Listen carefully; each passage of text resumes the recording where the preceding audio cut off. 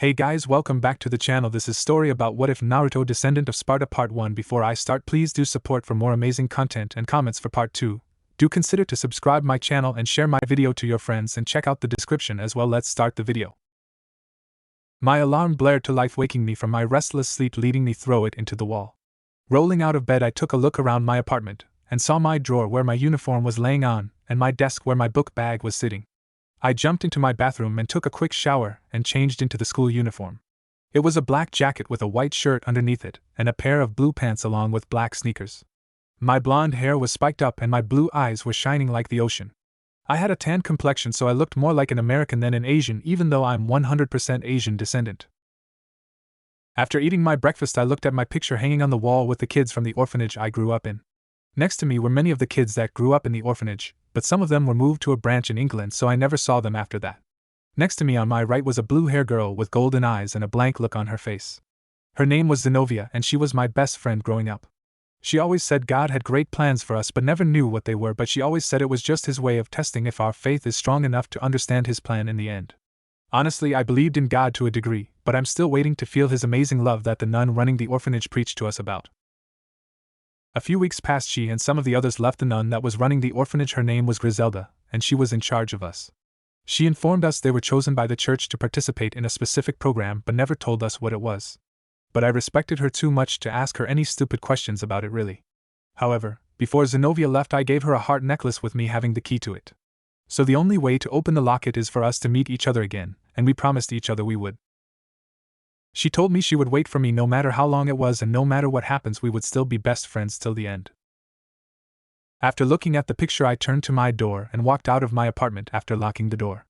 I lived in a pretty nice place, nothing fancy really, but it was cheap and clean, so who was I to complain?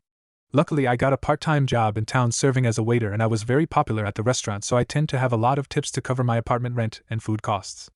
Honestly, I would never tell anyone I know at school where I worked, but I wasn't exactly embarrassed by it, but it was something the school didn't need to add to my harsh life. In my school, I'm considered lower than shit, and that was saying something considering there was a group of perverts on campus that people preferred over me, even though they peek on girls changing. This all started after I tried to make friends with these 3 girls from the occult research club and was treated as shit for it. All the girls pretty much said I was an orphan loser and I shouldn't bother them about being their boyfriends. Honestly, I didn't even want to be that. It would have been nice, but still. As soon as that incident happened, they started spreading rumors around campus I was sexually harassing them and was a sex deviant. From that point on, I was the hatred of most of the female students, and all of the male students. One time I was walking by the kendo club during practice while those 3 idiots were peeking. They were caught, but they soon shifted the blame on me, and I was beaten badly by the girls with their kendo sticks. The 3 idiots still got their beating, but I was just walking by and I was beaten for it. Soon in class I was harassed by the students to the point where they would steal my stuff and screw up my test and homework just for their own sick amusement. I could see the Rias and her 2 friends were getting a kick out of this, and all I wanted to do now was die. Arriving on campus, I took a deep breath and started heading toward my homeroom in hopes of avoiding problems today. However, I was soon met with the whispers of my fellow students. Look, it's him. God, why can't he get the hint and get lost? Man, even those 3 are better than him. We know they're losers, but he has to harass everyone. Maybe we should get him after class so he gets the message. I turned to the main building and walked through the entrance and headed up to my class.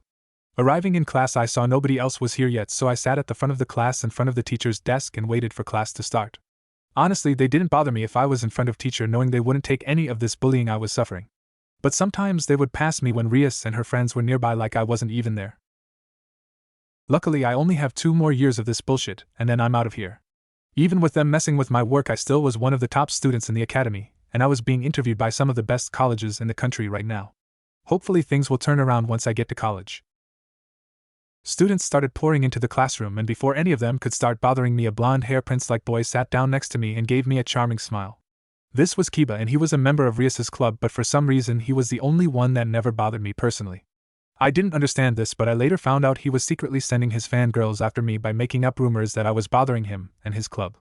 I thought he was an okay guy, but after finding out about that, I now knew everyone in that club were assholes. He sat next to me for some reason, but I never let my guard down around him and made sure to keep an eye on him at all times. The teacher walked into the room and soon the bell followed afterwards. It was a blonde teacher with bright blue eyes and a flawless complexion. She wore a top that revealed a lot of her cleavage, much to the joy of most of the male students. She had on a short skirt barely reaching down to her knees.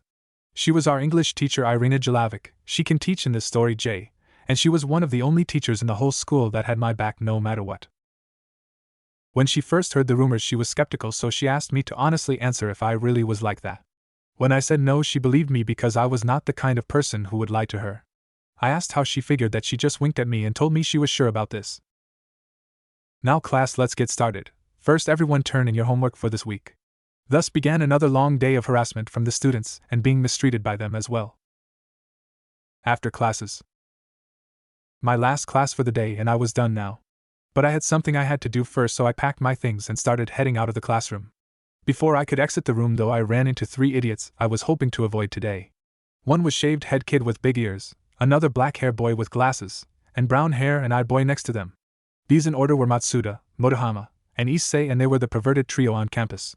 Matsuda was a perverted lilicon, Motohama was an idiot that could tell you a girl's 3 sizes, and Issei was a oving idiot. Out of everyone on campus, they were the most likely person to harass me because they were viewed as better than me, so by default they are seen beating me up. They are considered popular, thus leading them to their own harems. However, this was their idea, but honestly it would never happen, and I kicked their asses after every time they picked a fight with me. I already have an extensive study in martial arts, and using swords of different kinds, so this was nothing compared to my teacher Griselda.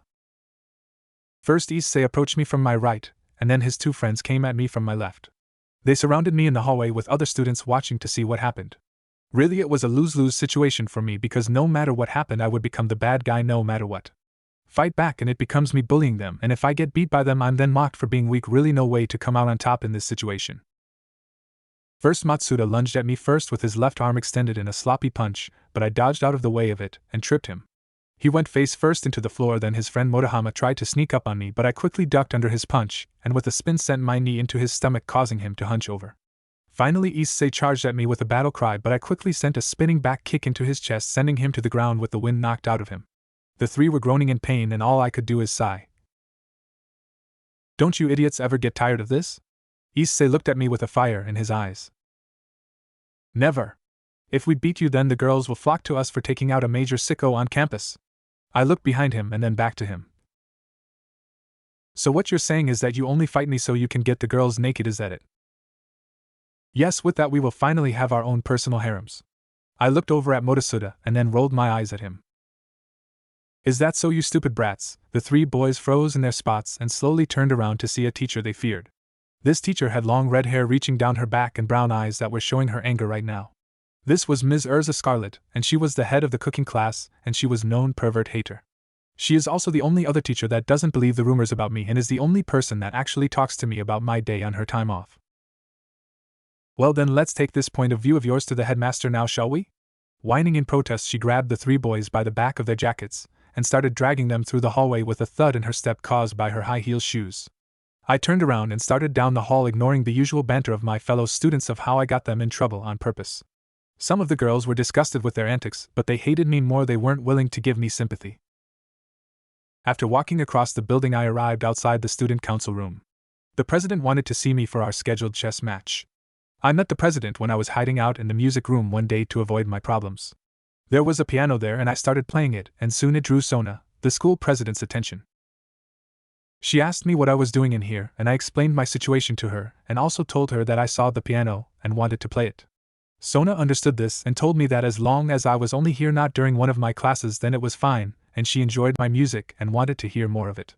So I started playing more for her enjoyment, and before I knew it I had the entire student council listening to me. So on after classes were over, I paid them a visit and helped them out with anything they needed and would go a few rounds with Sona in chess. Honestly, I thought Sona was perfect in beauty, considering she didn't flaunt it for everyone to see and didn't brag about it either. That is one of the things I hated about Rias, because she flaunted her large breasts for everyone to see and then got upset when people stared at her chest too long. Sona, however, didn't need to flaunt her beauty, and even though she didn't have as large as Rias, she had a certain beauty that made her more attractive to me. I knocked on the door and someone said enter. Walking into the room, I saw Sona was alone with her friend Tsubaki. Sona had a black hair bob cut along with deep purple eyes that looked like amethyst. She didn't have a large chest like most girls, but she was well developed, along with her having an amazing figure. She also was wearing a pair of purple glasses on her face, which I think drew more attention to her eyes. Tsubaki, The girl next to her was similar in many ways, but she had long hair that reached down her back and one eye that was brown and the other was violet. She was also wearing blue glasses, but they were square-shaped instead. The other key difference was that Tsubaki had a huge chest that could rival even Rias's in just sheer size. Both girls were looking at me with small smiles on their faces, which was unusual for them considering they are usually very straight-faced. Sona was sitting behind her desk and she had a chessboard set up for the two of us to play on. So putting my bag next to my seat, I sat down and greeted both of them. "It's nice to see you both again, Madam President and Madam Vice President. Naruto, please call us by our given names, please." "Of course, sorry about that, Sona, Tsubaki." They nodded their head. And Sona made the first move. The game was fast and intense to the point that Eve Tsubaki was silent, watching every move we made. Every time Sona made a move to block me, I countered it by either moving into another place to threaten her king, or to take one of her pieces. Eventually the game was boiling down to a stalemate in which either one of us could do anything other than repeat movements. I enjoyed times like these because at this point I felt like I was really being challenged to do something that wasn't running for my life from the female students. "Well, I guess it's another draw then, Sona." "Yes, indeed it is. I must say, Naruto, you are quite gifted at this game. Have you ever considered going pro?" I shook my head. "No, I don't really care about being a chess world champion because my goal in life is to evolve my personality, not my brain." She nodded her head and Tsubaki brought us both some tea. "Thank you, Tsubaki." She nodded her head at me with a small blush on her face. Tsubaki made some of the best tea that I've ever tasted, and honest to God, I don't think anyone could do better than her. "Oh, President, this reminds me that I've been hearing a rumor around campus lately." Sona looked at her with interest and motioned for her to continue. "Apparently that boy Issei is supposed to be seeing some girl outside of our school. This caught my interest now because earlier I heard him talking about having a harem, and now I hear he has a date with a pretty girl." Sona, from what I could tell, looked interested but at the same time angry about something. It wasn't my place to pry, so I continued to sip my tea, but heard something she was whispering to Tsubaki that caught my interest. "So Rias will be making her move Sunday then?" I raised an eyebrow at this. What could Rias want with Issei that had to deal with his date on Sunday? I finished my tea and grabbed my bag and bowed to both of them. "Thank you both for the hospitality, but I have to get home since most of the students have left now." Sona looked at me with a frown. "Are you ever going to tell me who started those nasty rumors about you?" Giving her a sad smile, I shook my head. She sighed and wished me a good night, as did Tsubaki. After leaving the council room, I ran home and started unpacking my things. Tomorrow was Sunday, so that idiot's date tomorrow, so knew him he would probably meet with her at the fountain in the park. I have nothing better to do, so might as well scout this date and see what's going to happen. It might be entertaining if she is only doing this to humiliate him, so I am looking forward to this now. I finished all of my homework for most of my classes, and after having a cup of ramen I stripped down to my underwear and went to sleep. Tomorrow will be interesting to say the least. Next day, park fountain. I was standing by some trees in the park waiting for that idiot to show up with his date. First I wanted to make sure he had a date in the first place, and then I wanted to see what she would do to him. Soon I heard footsteps and hid behind the tree and saw Issei with a black-haired girl approaching me. She had purple eyes and was wearing a purple dress that showed off her amazing figure. I could see her large breasts were showing, through which I saw Issei had his eyes glued on the whole time. Honestly, is that all he is interested in when looking at women? Because it's pathetic. But I'm watching him on a date instead of doing something else, so what does that make me? "Issei, could you do me a favor?" She was asking him for something. From the look on his face, he was thinking something perverted or having a kiss from her. But I'm more leaning on him having a perverted thought, really. "Of course. Would you die for me?" "What?" Did I hear her correctly? Before he could ask what she meant, she suddenly transformed in front of my eyes. Her outfit disappeared, and now she was wearing a bondage outfit that was barely covering her body. Issei was too shocked and into seeing her to notice what I saw was now through his stomach. Some pink spear of some kind was just rammed through him, and by the time he realized it, he was already choking on his own blood. As much as I wanted to help him, there was nothing I could do for him, so I decided to get the hell out of there. But before I could, I felt something piercing me through my back and saw another pink spear that was going through me now. Turning around, I saw that the black-haired girl was shocked to see me there, and she looked upset. I slowly stumbled out of the tree line and up to her. After standing a few feet from her, I collapsed on the ground, coughing up blood and feeling my lungs fill with it. She knelt down next to me and said with sorrow in her voice, "Sorry about this, but I can't have anyone knowing I was here. But since you're cute, I will give you something to remember me by in the next life." She leaned down and gave me a kiss on the lips even though hers were now smeared with my blood. I looked at her with shock in my eyes and she said, "No matter what people say about us, that was my first kiss, and from your expression that was yours too. I will treasure it forever." With that said, she flapped her wings and disappeared into the night, leaving me and Issei to die there. Suddenly there was bright red light, and out of it came Rias with black like bat wings coming out of her back. She looked down at Issei and said, "I won't let you die here, my cute little servant." With that she brought out 8 glowing pieces and they floated into Issei's chest, healing him on the spot. But he passed out from the pain, leaving her with him being unconscious. I turned over and coughed up some blood, causing Rias to look at me. When she saw who I was, she just frowned at me and said, "Well, I guess this night isn't all that bad. At least the world will be better off without you in it." She grabbed Issei and teleported away, leaving me to die and with tears running down my eyes. Who the hell did she think she was, telling me something like that? All I wanted was to be her friend, and this is how she treats me? No more. I will never care for her, and hope that she suffers for everything she has done to me. All I could do was cry, knowing I would never know what really happened to my parents. I failed to keep my promise to Zenobia, and I would never see Sona and the council again. So I made one final wish for this life. I wish I could live so I could ask Sona to be my friend. With that I felt my world start fading, but before I lost consciousness I saw a blue light flickering next to me. I hoped that it was someone here to help me. Then my mind went blank. Sona's POV. It was a good thing that I had Tsubaki slip a summoning seal into Naruto's pocket, otherwise I wouldn't be able to find him. I had a funny feeling Naruto was going to watch Issei's date to see what would happen, and knowing Rias, this would most likely put him in danger. Why she was so cruel to him I don't know, but I know from now on I would not put up with it. Looking around, I was standing in the middle of the park next to the fountain looking for Naruto. I heard a cough and turned to see something that terrified me. Naruto was lying on the ground with a large gaping hole in his chest. I rushed over to him and checked his pulse and could feel he was still alive by the slightest margins. Looking around, I saw that there was another pool of blood, and if I had to guess, it belonged to Issei. Which means Rias was here earlier, and that meant instead of healing Naruto to where he wouldn't die, she left him here to die. Oh, I was going to give her an earful along with telling my sister and her brother about this. Not only that, also about her bullying of him and manipulating the teachers and students to attacking and embarrassing him daily. While her brother was loving and caring, he didn't put up with pointless abuse, which is what she was putting Naruto through.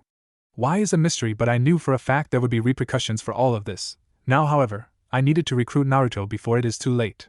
So I started using my remaining pawn piece, but it was not strong enough to revive him. Now I was panicking until I remembered my sister gave me an unusual piece, so I decided to use it on him now. The piece looked like a king piece, only it had some kind of wings on it. Placing it on his chest, it glowed and sunk into him. But I noticed that something was glowing on his left hand, but as soon as it happened it disappeared altogether. Well, I will worry about this tomorrow. Right now I needed to get him home and healed up. I felt someone teleporting behind me and I saw that it was Tsubaki. She looked worried about Naruto after seeing him on the ground covered in dry blood. She kneeled down next to him and put her hand over his heart to feel if it was still beating. "Tsubaki, I've revived him. He is going to be fine. However, he has suffered large amounts of damage, and we need to accelerate the healing process." "I understand, my king. I shall do it then." I raised an eyebrow at this because Tsubaki didn't even want to touch Saji, let alone any of the other members of the peerage. But I guess she liked him more than I thought she did, but that upset me a little bit. I've liked him longer than all of them, and they are all trying to win his affections now. But I will be the one that gets them first regardless, but now isn't the time for worrying about the war over Naruto's heart. "Alright, Tsubaki, take him back to his place, and start healing him by the skin method. I will be waiting for both of you tomorrow, so please make sure you're on time. Also be ready just in case Rias decides to show up, because I have a feeling the bad blood is going to boil over tomorrow." She nodded her head at me, and after putting Naruto on her shoulder with his head resting on top of her head, considering he was much taller than her, she teleported away. Looking around, I summoned a little magic and started washing the blood away. After making sure the blood was gone, I went back to my office and pulled out 2 crystals. One was red while the other was blue. As much as I hated calling them, now I needed to do this, otherwise problems in the future are going to pile up quickly, and it might spark a war on campus. If his sacred gear is what I think it is, then he alone could wipe out half the city before killing Rias and her group. I didn't know what it was exactly, but I have a feeling about it, and it was both good and bad. Good because I've got a powerful piece, but bad because this was going to bring a lot of attention onto me because of him. But it won't matter, because once he is fully trained, then he will be a force of nature herself. With a deep breath, I activated both crystals and 2 screens popped up now. One was a red-haired male with blue-green eyes similar to Rias. He was wearing black and gold armor on his shoulders. Behind him was silver-haired woman wearing a maid's outfit. On the other screen was my sister, who had black hair tied into twin pigtails and wearing a pink magical girl outfit with a wand in her hand. The male was Sirzek Lucifer with his queen and wife Graphia, who ruled over the underworld, and he was Rias's older brother. My sister was Seraphal Leviathan, and she was head of Foreign Relations branch of the underworld. Both were important people in the underworld and were known to be the strongest male and female devils alive. While Graphia was the strongest queen, my sister was still better than her when it came to her unpredictable streak and the fact Graphia underestimated her when they were fighting. But now I was going to inform them about recent activities in MY territory, since this was originally Citri land and Rias only moved her on MY blessings. Greetings, Lord Lucifer, sister, I bowed my head to them. Hello Sona, how are you? Sirzek was waving at me with a casual smile on his face. Graphia bowed her head to me, but my sister shouted, Esotan. It's good to see you, how have you been? All I could do was rub my forehead, knowing my sister was acting like this because she cared about me too much, in my opinion similar to Sirzek for Rias. But I can't be distracted with this, I need to discuss the current conditions. Please be serious, sister, I need to speak to both of you about what has been happening here in Ko, and it concerns Rias. Sirzek looked worried, as did my sister. But I pressed on. Recently a boy named Naruto has been attending our school, and in the first week he was trying to be friends with Rias and her peerage. However, they thought he was asking them out, and rejected him horribly, and rubbed his orphan status in his face to put salt into the wound. My sister looked disgusted and Sirzek looked absolutely furious about this, along with Graphia eyes narrowed. Naruto hasn't told me the truth of what was happening, and how the rumors about him being a sex deviant, and how he sexually harassed them began. So ever since then he either spends his time ignoring hateful comments made about him, or is fighting off bullies that are trying to assault him. Rias also uses her magic to influence the teachers to ignore him and let his bullying go on without them intervening. As far as I know, only 2 teachers have stopped the bullying when they are around and don't believe the rumors made about him. I see, well then this is bad. I will be sending Graphia to discuss her current behavior, and informing her of some changes that are going to happen now. His maid nodded her head, but I added one more comment to seal the issue with Rias and Naruto. I forgot to mention something happened today that has me deeply disturbed. I ask, are you aware that Rias had her on someone in the school to join her peerage? Sirzek nodded his head along with my sister, but she had a frown on her face now. She was worried about what I was going to tell them after the stuff I told them about her vicious bullying of a human student that only asked to be her friend. Today Issei is now a member of her peerage, but I had a suspicion that Naruto would be checking on the date himself, so I snuck one of my summoning papers into his back pocket without him knowing about it. Luckily for me, he wore the same pants from yesterday, otherwise I wouldn't have found him until tomorrow. Was he going to sabotage the date? I looked at Sirzek and answered. No matter how bad someone has treated Naruto, he has always believed in treating others with kindness or defending himself rather than attacking. I guess he was checking it out to see what was going to happen to him, but I guess he wasn't expecting they were both going to be killed by fallen angels. Now my sister was angry and worried because from her look them being in Ko was something they were not aware of. Sirzek looked puzzled as well, but he motioned me to continue. From what I was able to gather, Rias managed to revive Issei, but when she saw Naruto she decided to leave him there to die instead of helping him like she could have. Now I could see my sister's eyes glowing, with eyes slowly starting to spread around her body, along with Sirzek's red and black aura was flowing around him. Looking at his eyes, I saw they are now a frightening black with a small red glow in them, showing me that he was enraged. Sona Citri, I will send Graphia to confirm your story, and if it is true then I will be telling her to stay there for the 3 of us to have a meeting tomorrow. You best not be lying to me though, otherwise there will be greater repercussions for you. I swear on the honor of my family I'm not lying to you, Lord Lucifer. He stared at me for a few moments, and then nodded his head. Turning to his queen he ordered. Go to Ko and check the school along with the park where this incident was supposed to have taken place. If there is proof of Sona's claim, I want you punish Rias along with her peerage. Then you will inform her that she now work in the territory under Sona, and anything she does now must go through her. Also, if there is another incident similar to what has happened already, she will be stripped of her position as heiress and be forced home, where she will remain the rest of her life. Graphia bowed her head to him and teleported out of the room now. Looking over at my sister, she was taking a deep breath and said, Sona, if anything happens between Rias, please inform me, because just because her brother is a Mao does not make her above our rules. She violated many of them today, and is getting a slap on the wrist compared to what we should have done, but this will be the only time. Call me whenever you need me, okay? I nodded my head. Thank you, big sister. She smiled at me and her screen turned off. Now I was looking at an upset Lord Lucifer, and we were waiting for Graphia's report. Hours passed of us just staring at each other when she appeared in my office in front of the screen and bowed to Lord Lucifer. Well? He asked with impatience in his voice. It's true. With those two words Surzek sighed and then nodded his head. Grafia bowed to him, and then looked at me and replied. I will be summoning Rias into your office tomorrow with Lord Surzek here as well and presiding over the meeting. We will explain our anger to her, and she will be given her punishment here, and she will be informed of you gaining full control of the territory as well. I nodded my head, understanding that basically my office was just a room for the privacy to do this and punish her extensively. Well, it will be nice to get my territory back from her. Since she moved her, she seemed to think she owned the whole damn city. I was here first, and while her family may have claim on Japan as a whole, the city of Ko was given to me when I moved to the human world first. My sister promised it to me, and when I was forced to give up part of it to her, I was extremely upset by this. And after getting here, she started treating me like I was her underling to order as she pleases, but things are changing for the better in my opinion. Now the control is reversed, and she must do what I say and inform me of all of her actions, or I can expel her from my city. I bowed to both Lord Surzek and Grafia. I'm sorry to bother with this so late in the day. Grafia shook her head and Surzek gave me a small smile. It's no problem, Sona. I understand you had to call us because of this getting out of hand. I can also tell you're trying to keep problems from getting out of control when Naruto and Rias meet again. Best to keep a war from happening by dealing with one side before they can start. Yes, but I let this bullying go on for months when I should have said something earlier. I felt Grafia grabbing my shoulder, causing me to see her small smile when she sternly replied. You were hoping your friend would stop on her own accord, but she didn't, and now you are bringing us in to deal with her. Don't worry about it, we'll deal with this in the morning, so why don't you go home and get some sleep? Yes, I also have to talk to my new piece and introduce him to the world of devils. I stood up from my desk and bowed to both of them and left my office for my house. Hopefully the meeting tomorrow goes well and we can avoid a major conflict. I hope Naruto is okay. Next morning, Naruto POV. I felt comfortable, more than I ever have in my life. The feeling of warmth was unusual from my normal pillows.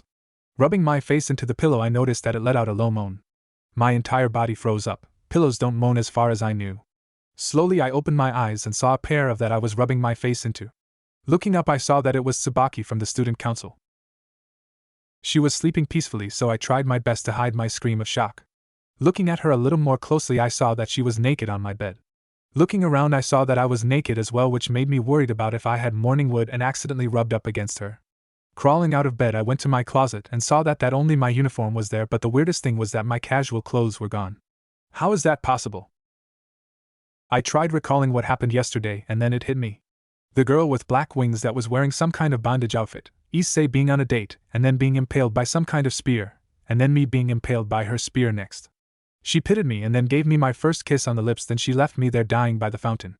Rias showing up to heal the pervert, I think, but insulting me by saying the world was better off without me in it, and then leaving me to die there.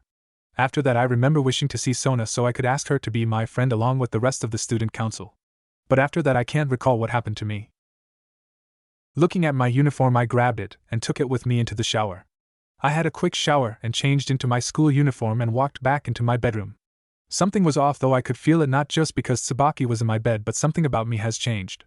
My body, it felt stronger and I felt myself lighter than before, but I didn't know why. When I was in the sunlight, I felt weaker than when I was in the dark. Weird really, but the thing that bothered me now was that I could feel something off with my left hand, but I couldn't place it. It itched and felt like something was building inside of my arm.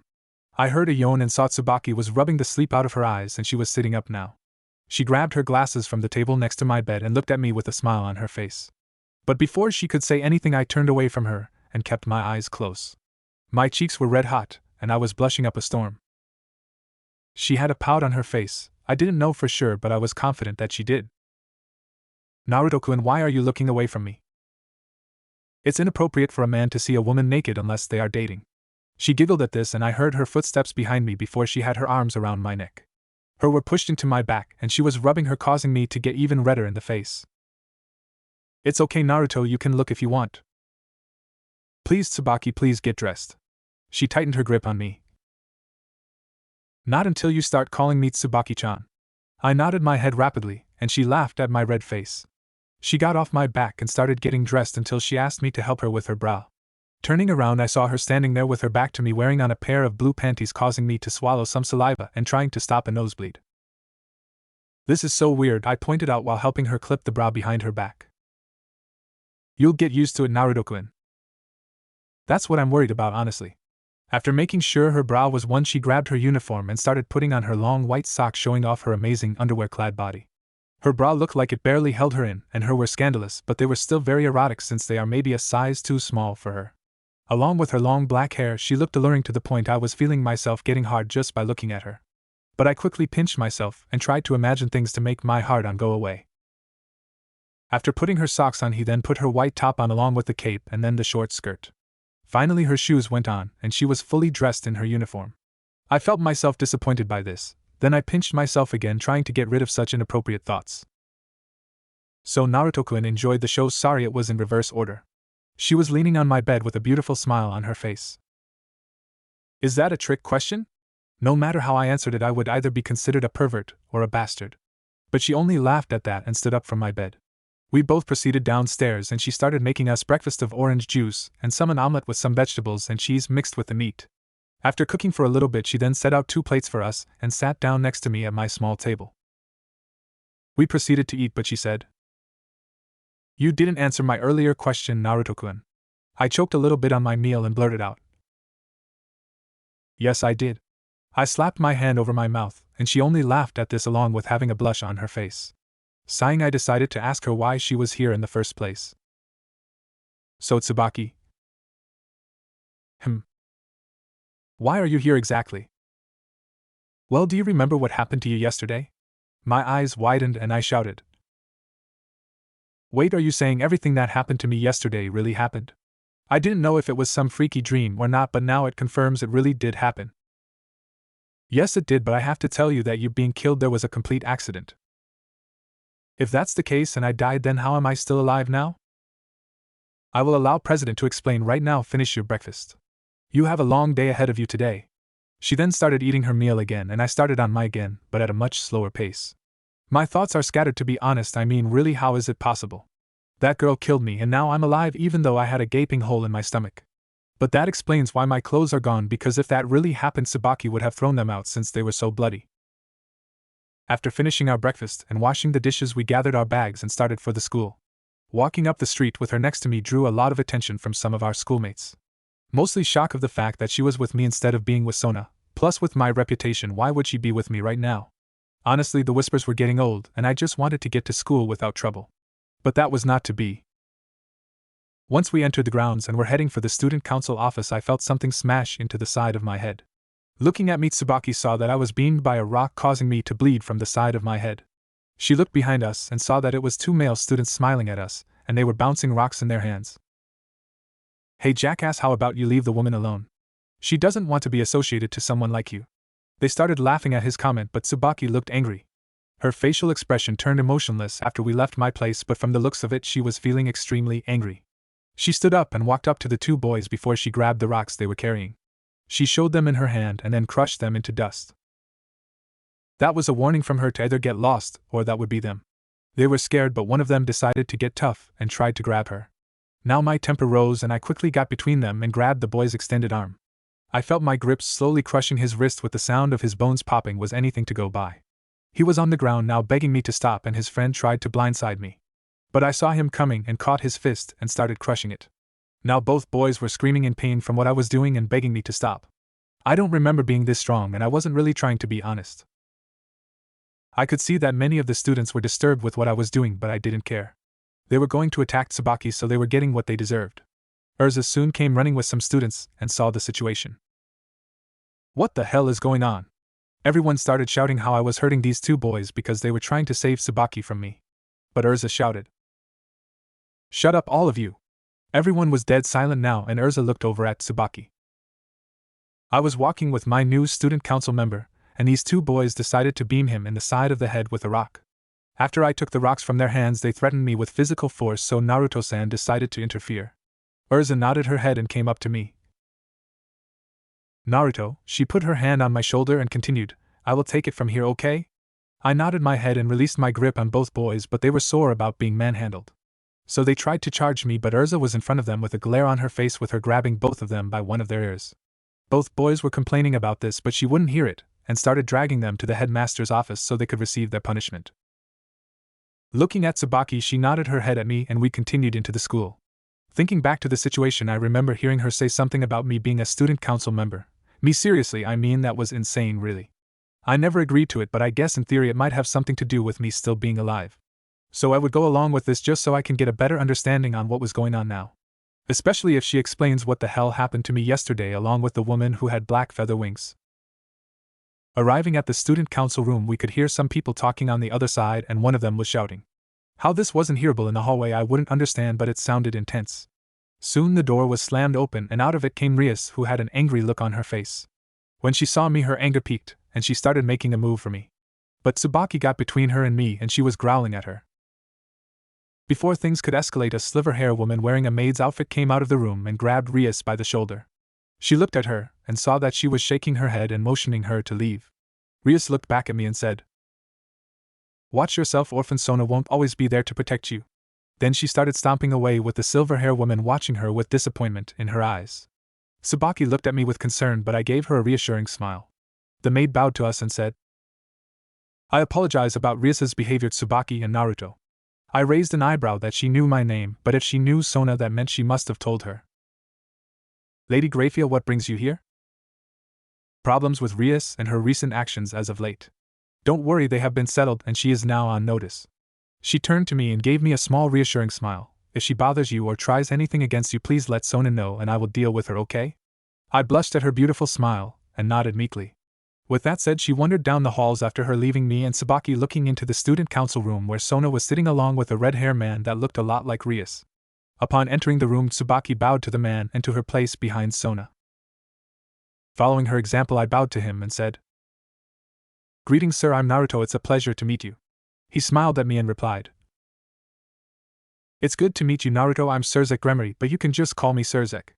I nodded my head and said, "Thank you, Lord Surzek." Sona sent me an approving nod and motioned me for me to take a seat in front of her and Surzek.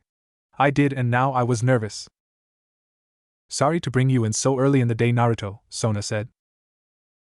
"It's fine, but I'm kinda curious about what's going on. I mean, with me dying last night, then with me still being alive, and the fact that Tsubaki was in my house, it's all very confusing."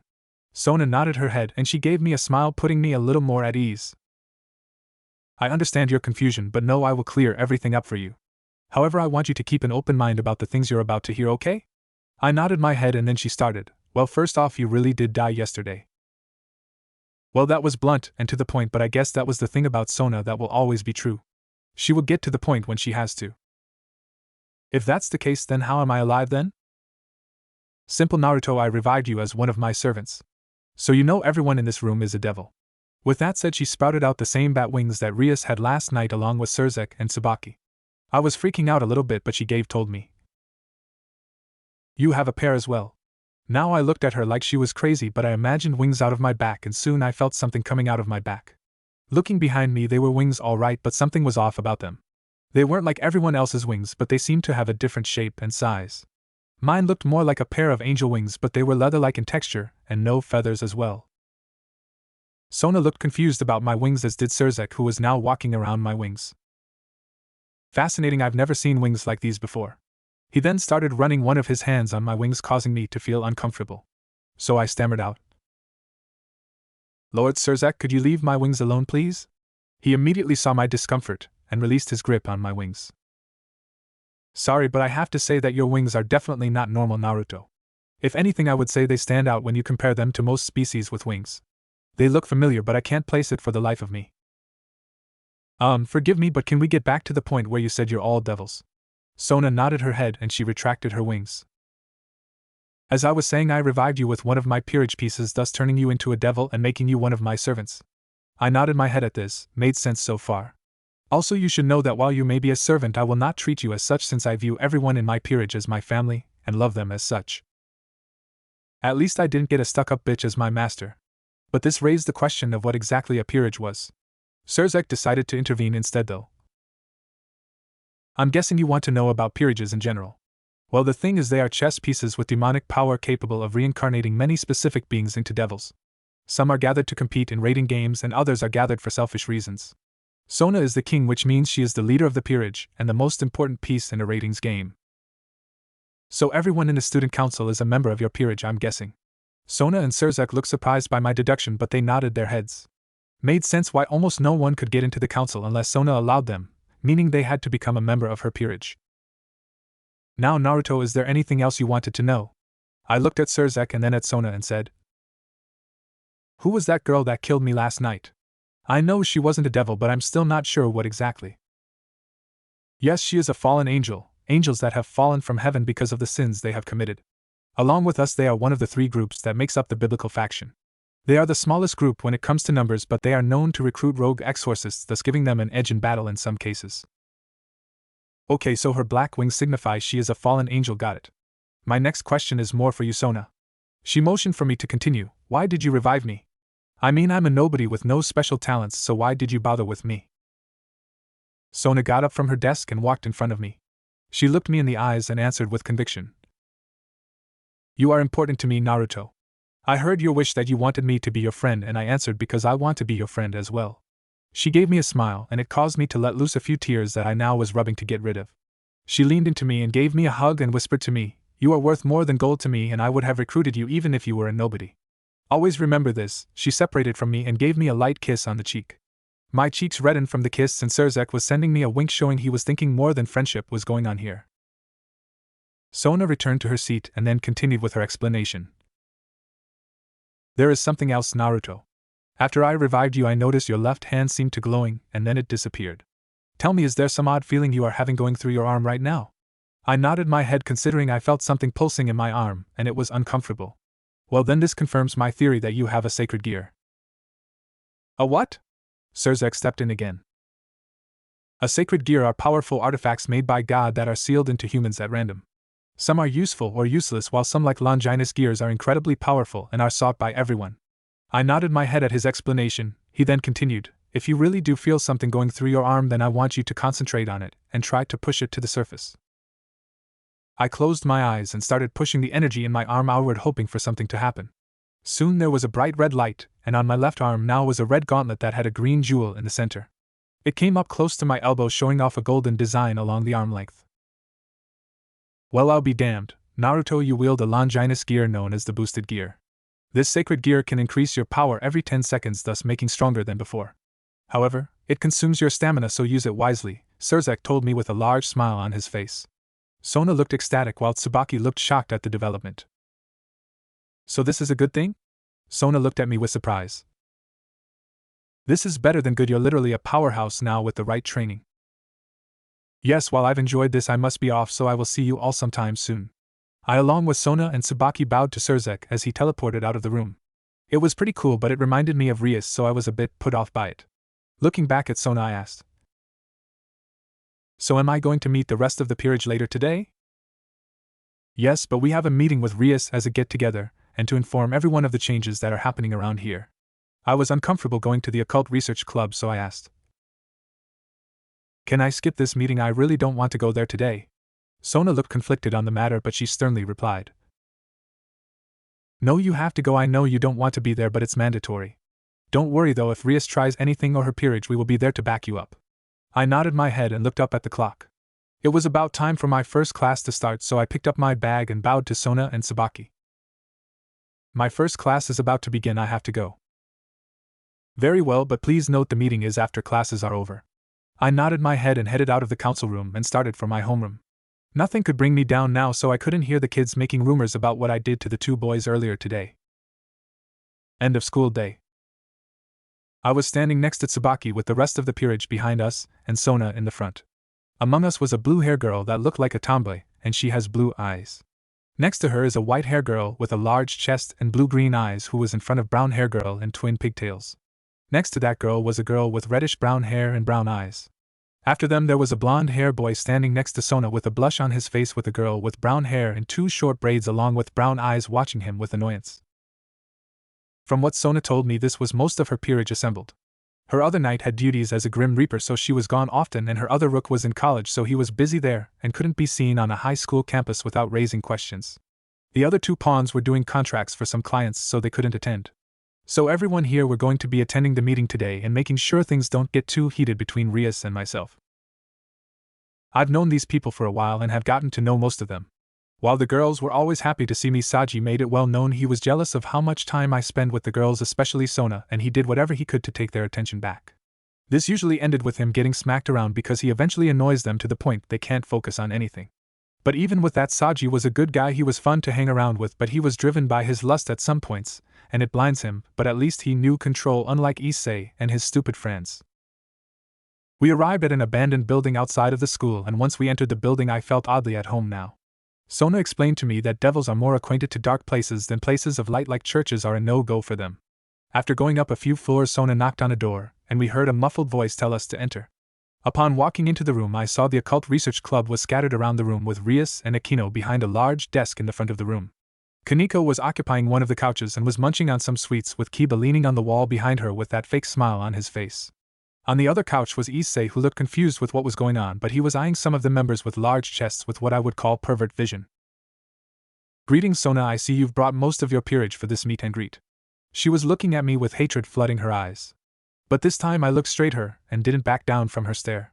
While I knew she could kill me, I was not going to back down if she wanted to start a fight with me. "Yes, I brought most of them so we could introduce some of our new pieces to each other." "Wait, you mean there are other devils in the school?" Issei shouted. Rias then introduced Sona by her real name, prompting Issei to continue. "Oh, I didn't think there were more devils here." "Geez, didn't your king tell you anything?" Saji had a smug look on his face, which prompted Sona to smack him on the back of his head. "Saji, he didn't know because he has only been a devil for a day." Saji looked upset of being smacked but nodded his head at understanding. Sona motioned for both of us to move forward, and we were now standing in front of Issei. "Saji, Sona's pawn." "Whoa, you're a pawn too?" To be in the same standings as a member of the perverted trio, how disgusting. This started a heated stare down between the two of them, which led to them shouting. "Just so you know, I was worth 4 pieces, Saji replied with a smug look on his face. "Issei was worth 8 pieces. Rias retorted with a grin on her face. "What, isn't that like all of the pieces? To think that a pervert like him is worth that many." Soon a scuffle started between the two until Sona and Rias separated them from each other. Both guys were standing in front of each other and trying to crush the other's hand in the handshake. Issei then comes up to me, and when I extended my hand to him, he instead spit in my face. Sona and the council were shocked by such disrespectful display, where the occult research club looked on with approval. I was a patient guy, but this was what broke my patience with him. I glared at him while he laughed at me. "You aren't even worth shaking hands with, since you are worth nothing compared to me, devil or not." Before he could continue laughing, I felt something pulsing inside of me, so like my sacred gear I pushed it forward, and then in my right hand came out a sword. This blade was a katana with a gold handle with a black skull acting as the butt of the blade. The blade was a good few size and length. Bringing the blade up, I placed the tip of my blade at his throat, causing him to gulp in fear. "You want to try that again?" He backed up, but Kiba started approaching me to try and protect Issei. Before he could close in on me, I swung my blade at him, sending a blue blade of energy at him, forcing him to block it with his own sword. Before things could escalate, Sona shouted, "Enough. Rias, control your servants because you're already on thin ice as it is." Rias looked ready to say something, but she bit her tongue instead and signaled Kiba to withdraw. He shot me a glare and went back to where he was standing before. Issei had already summoned his sacred gear, which was some kind of gold gauntlet, on his right hand. "I won't let you get away with that, you piece of trash." I looked at him with calmness in my eyes and just got ready for a fight. But before he could move, Tsubaki got in between each of us and replied with coldness in her voice, "You will back off, or I will personally break you here and now." Issei looked like he was going to try anyway, but Kaneko grabbed him and put him back on the couch. She looked at me and scoffed at me, causing me to see that being disrespected I was expecting it, but this was getting ridiculous. Now that is out of the way, I think it's time to clear some things up with our peerages here. Sona was looking at everyone in the room and then at Rias. She looked away from her with a huff, and Sona continued, "Due to certain situations that have been happening lately, there is a few changes around her now. Firstly, I'm the sole owner of this territory, which means that everything that Rias's peerage does now has to go through me.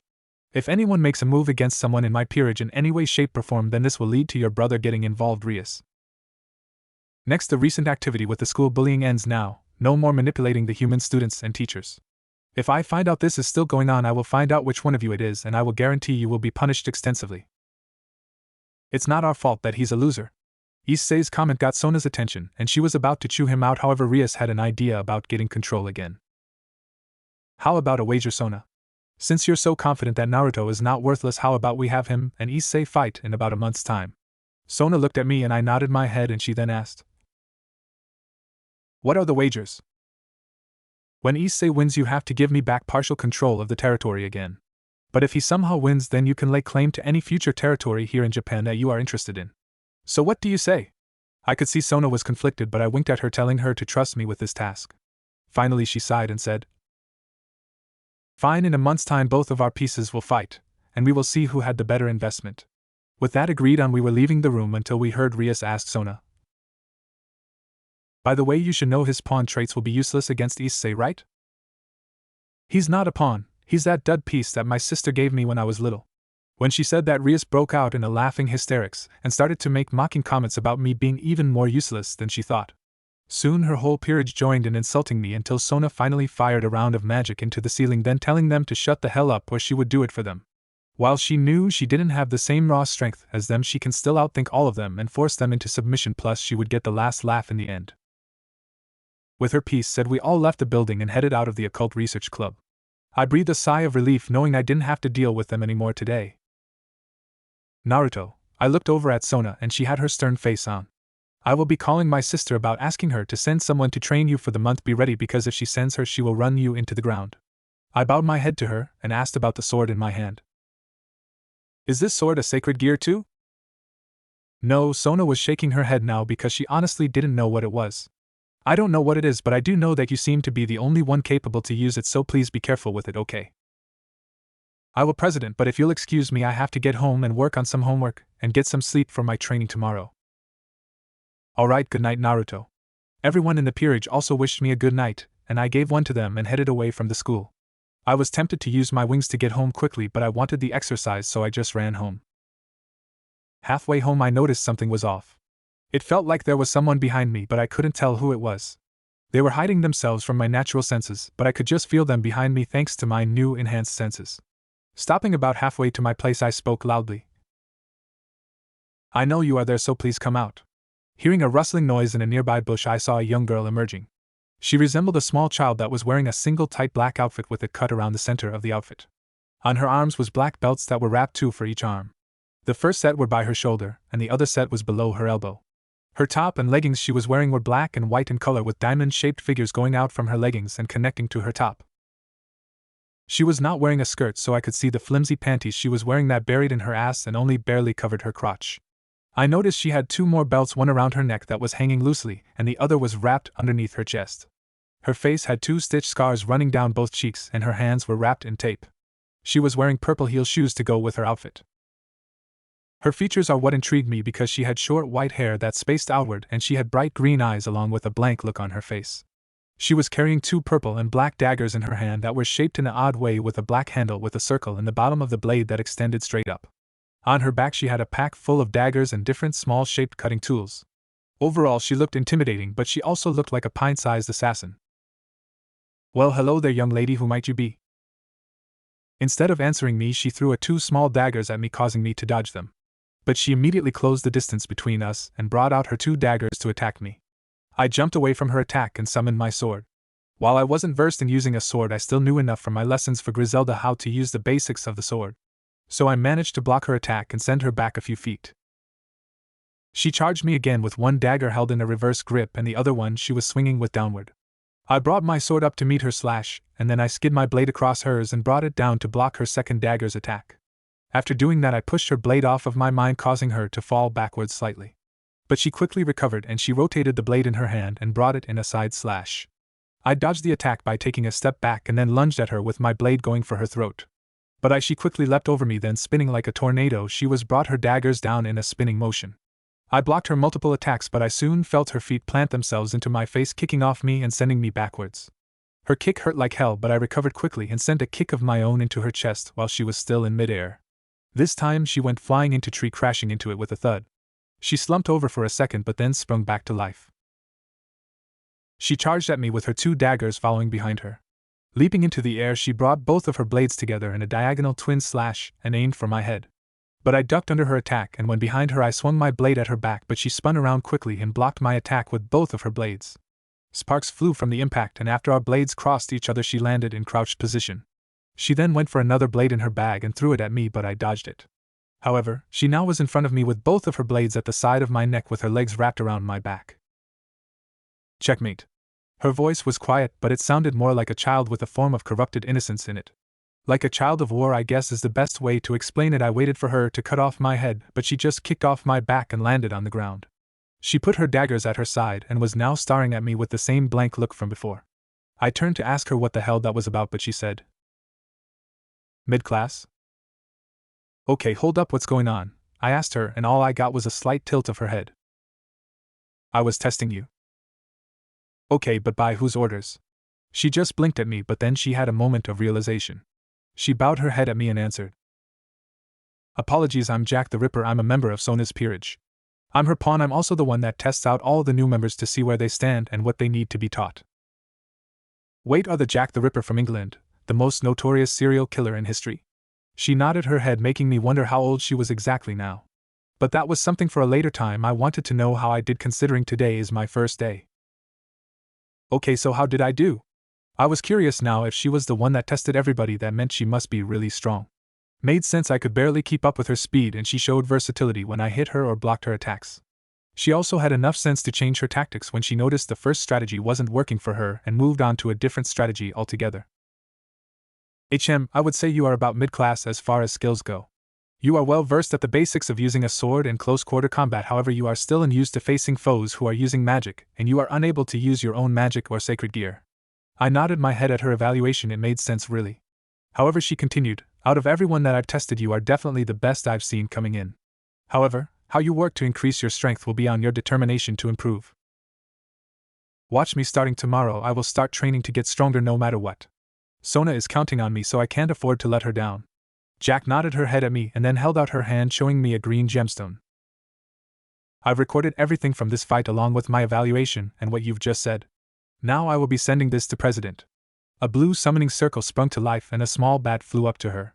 She puts the gemstone in its mouth, and it swallows it before taking off. I was wondering now how Sona would get it out of the bat since it just ate it. "President will have the gemstone when my familiar throws it back up." Could she read my mind? "No, you're just an easy person to read." She then turned away from me and started walking back to the forest line. I shouted at her, "Hey, where are you going?" "To find a tree to sleep in." "Why?" She looked at me with a curious glance. "Well, if you have no place to go, how about you stay at my place for the time being?" She looked surprised by my offer. She stared at me for a few minutes before she finally nodded her head slowly. So I lead her back to my apartment, and after getting most of my schoolwork done, I pulled a sleeping bag out of my closet. As soon as I sat it on the ground, she immediately got onto the bag. "What are you doing?" "This is my sleeping bag, you get the bed." She looked really surprised by this. "Are you sure? I mean, this is good enough for me." "No, you're my guest, and I would feel bad if I left you on the floor instead of my bed. Look, I'm going to brush my teeth, so why don't you change and hop into bed?" I went into the bathroom and shut the door so I didn't feel her eyes on me while I got ready for bed. After making sure I rinsed my teeth and changed into my boxers with a shirt, I walked back into the room to see her now in bed. She had the cover up to her neck, and by the looks of it, she wasn't sure what to do. I sighed and then went over to the bed and said, "All you have to do now is get comfortable and then sleep." She nodded her head and turned over and crawled into a little ball. Turning the lights off, I hopped into my sleeping bag and said, "Good night, Jack." Before I drifted asleep, I heard her whisper, "Good night, Naruto." I woke up with my back feeling very sore. Remembering I slept on the floor, I also remembered meeting Jack yesterday, and everything she told me. Trying to get up, I felt something preventing me from moving on my chest. So lifting up the blanket from my sleeping bag, I looked and saw something that nearly gave me a heart attack. Jack was sleeping on my chest with her being naked. She had a cute look on her face that made it almost sinful to wake her up. But I had school today and had to talk to Sona about what my training is going to be for my match with Issei. While I figured I could take that idiot in a fight, add our sacred gears into the mix, and this put the whole thing into the air. So better to train and floor him knowing I did everything I could rather than take it easy and underestimate him. But back to my current issue, I needed to wake up Jack, so with a slight nudge into her side, she started groaning. She tried curling into my chest even more, but a few more nudges and she was up, rubbing the sleep out of her eyes. But she wasn't covering herself, and I felt bad at looking at her naked body, so I turned away from her. "Morning, Naruto-kun." "Morning, Jack, how are you today?"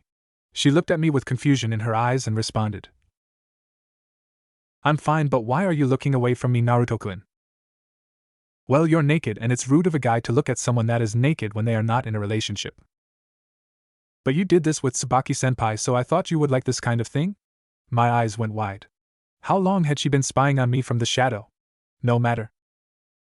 Look, what Tsubaki-senpai was doing was that she was healing me, not doing that to make me happy. But honestly, I couldn't get her out of my head now.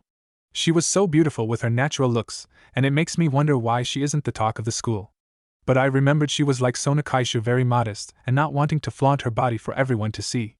But being a natural beauty, I could definitely say with honesty that she was much more attractive than the rest of the girls in the school, only being surpassed by Sona Kaishu.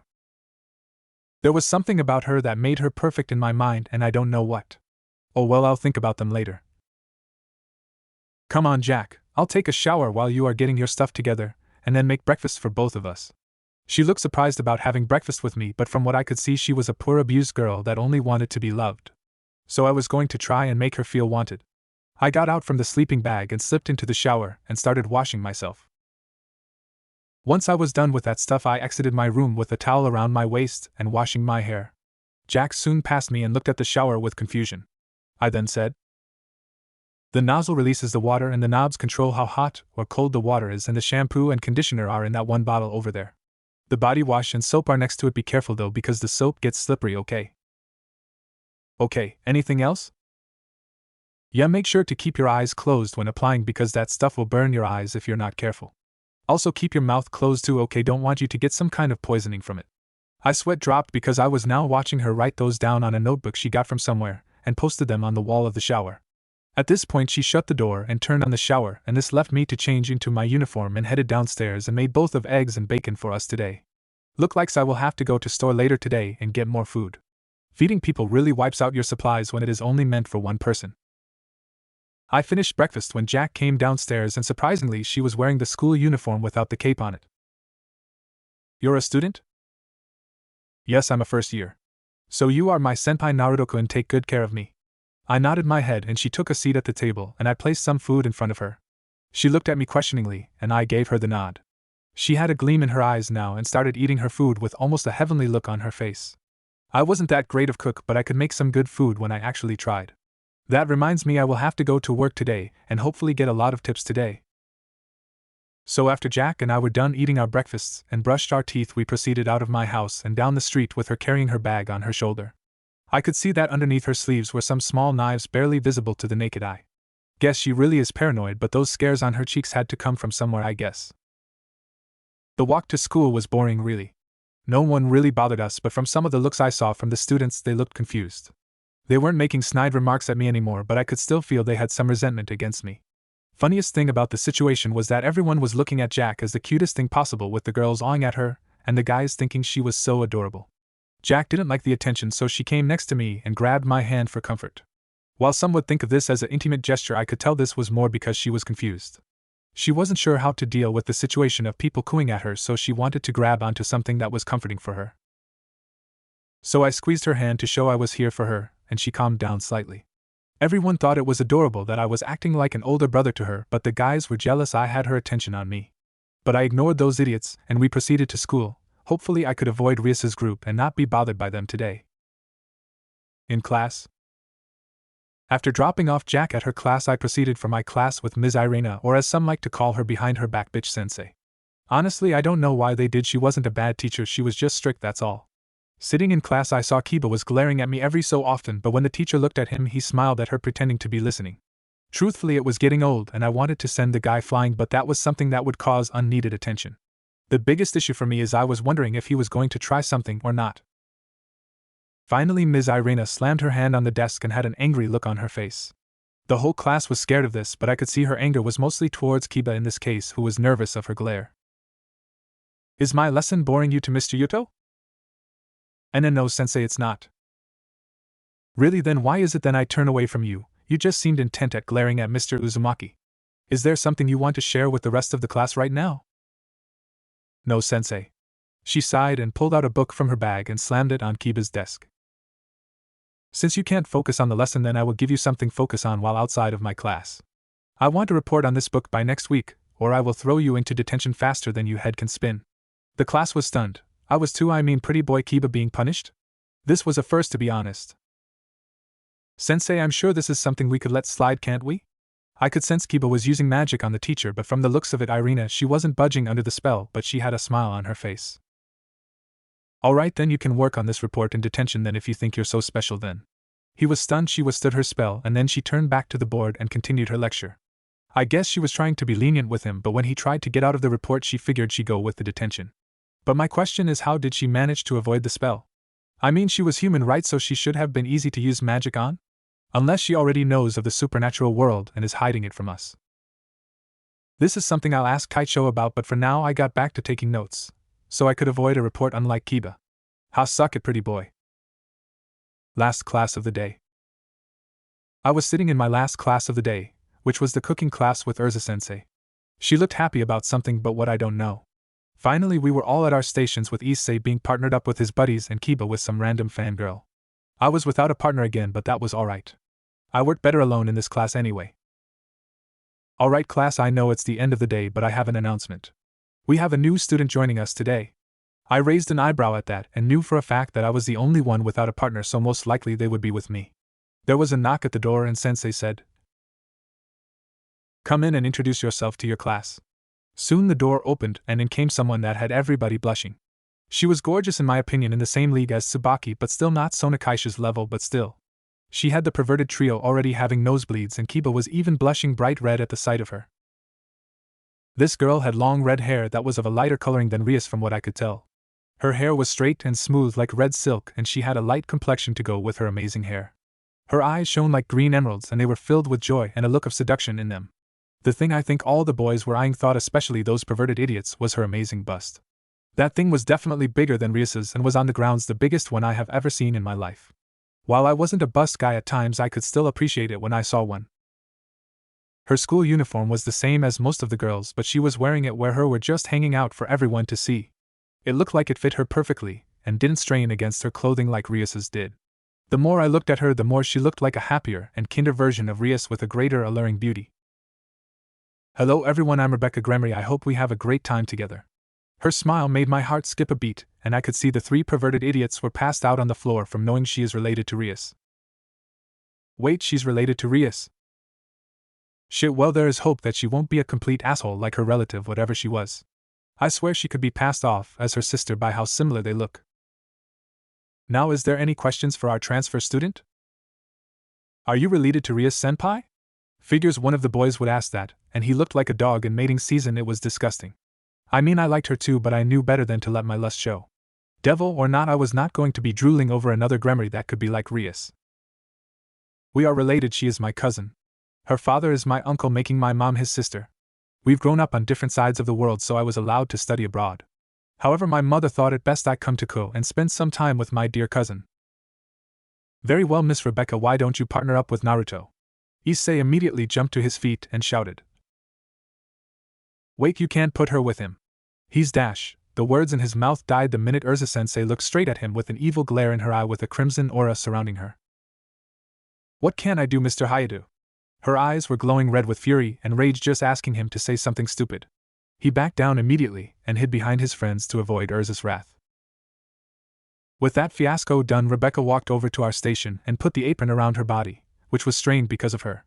She looked over at me and gave me a big smile, which caused me to blush instantly. Honestly, she was beautiful, but I was hesitant in trusting a Gremery if they were like Rias. You must be Naruto. My cousin has told me so much about you. Really, and what great things did she tell you about me? She looked confused for a second, but then it dawned on her. Oh, I meant my cousin Surzak. He was the one telling me things about you. The truth is that Rias and I aren't on speaking terms these days. She sighed, and we soon heard Urza give out instructions to make a cake dessert, and she would taste it. During the baking process, while I was spinning the dough, I asked, So what's the issues with you and Rias, if it's not too much, because you look like you would enjoy being around her? She giggled at that. No, you're wrong about that. Ever since the day she gained her family magic from her mother, she started acting like she was better than me. Even with her being the heiress and all, instead of seeing me like family like I tried with her, she saw me more as a servant that should be lucky to be in her presence. Ever since then, I've avoided her when I can. I nodded my head, and that definitely sounded like the Rias I've come to know, but that still raised the question of why she was here. I'm here now to make sure that Rias doesn't try and use her magic on the other students and teachers again to bully you. Now this was news to me, and I know I would have to ask my king about this later. But right now I wanted to get to know the girl next to me. Well, since we're going to be partners for the rest of class, why don't we get to know each other? Before you ask me out on a date, that is?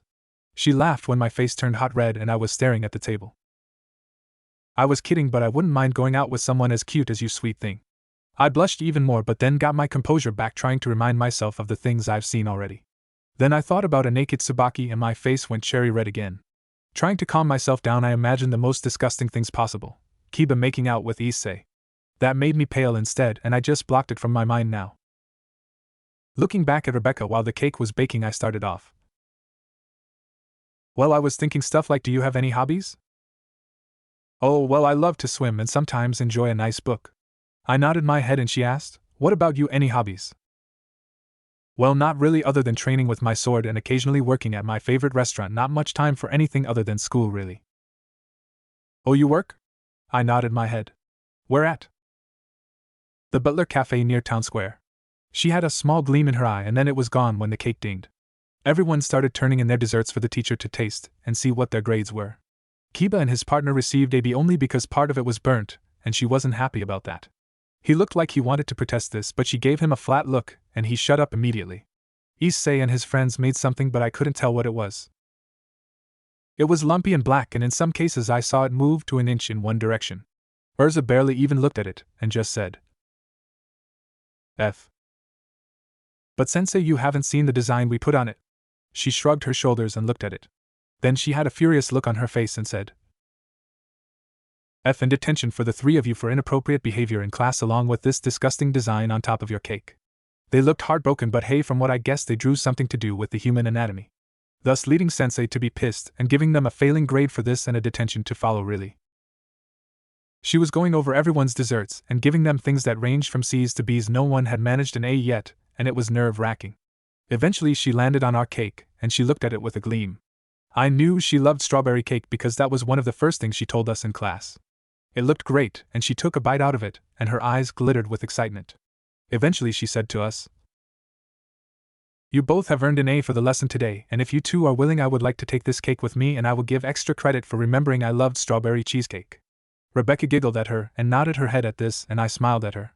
She gave us a smile, then had a stern look after she turned back to the other students. The bell rang, and that ended the last class of the day, meaning I now had to go to Kaicho and talk to her about my training for the month and fitting it in with my job schedule. When leaving the class, I saw those three perverted idiots making a dash at me, but Rebecca got between them and me and grabbed my arm and pulled it into her. I was blushing up a storm now, and the three idiots were foaming at the mouth at what I was doing with her. Before they could do anything, she was dragging me away from them and bringing attention to me from all of the students in the hall. Many were forms of jealousy or anger at one of us, but I wasn't sure, to be honest. But the biggest issue was that Rebecca seemed to be unaware that I was uncomfortable with her pressing my arm into her like this. Eventually we reached the student council room, and when we got inside I could see there were two new girls in the room, and they stood out more than anyone that I've ever seen. But before I could say anything, Sona was looking at me with fire in her eyes. Naruto, what exactly are you doing? I looked to my left, and saw that she still had my arm buried in her. I freaked out and extracted it from her and shouted, It's not what it looks like, Kaicho. That's Sona to you. And what do you mean by that exactly? I sweated trying to explain the situation to her and everyone in the room. It's fine, he's right, I buried his arm into my so we could get here without problems from Issei and his friends, that's all. Thank whoever I worship Rebecca came up with that explanation. Sona looked at me and I nodded my head agreeing with it, and she huffed at me. Her cheeks were red and she was now pouting at me. Whatever, Naruto, I want you to meet my sister Seraphal and her queen Medaka. They are here because of a favor I asked of them. Seraphal definitely had a unique outfit with some kind of princess warrior look and a wand to go with it. She had purple eyes like Sona, but unlike hers, Seraphal's were full of joy and mischief. Plus, compared to her sister, she was much shorter than her and didn't wear glasses, along with having a ridiculous sized bust. The girl next to her was standing there, and she had a weirder look than Seraphal considering where we were standing right now. She was wearing a no-sleeve GI, and it was cut down to the point it ended at her belly button, and a pair of knee-length GI pants with tap around her ankle and foot. She had tap on her hands as well, making her look intimidating. She had long blue hair that was messy but at times straight. She had brown eyes that showed fun and joy in them but a strong will to fight. On top of that she had a large bust going for her and a slim figure with a nice size ass as well. Does being a devil give you incredible and sexy beauty, or is it something in the food they eat? Well, Sona doesn't have the large like everyone, but she still was very sexy in her own right. Serafal ran up to me and started looking me over. She was circling me with a studying look, and she was interested in me. Behind me she gave my ass a squeeze, causing me to jump away from her and blush. But she was smiling at me and said, "I like you. Sona does have good taste in men after all."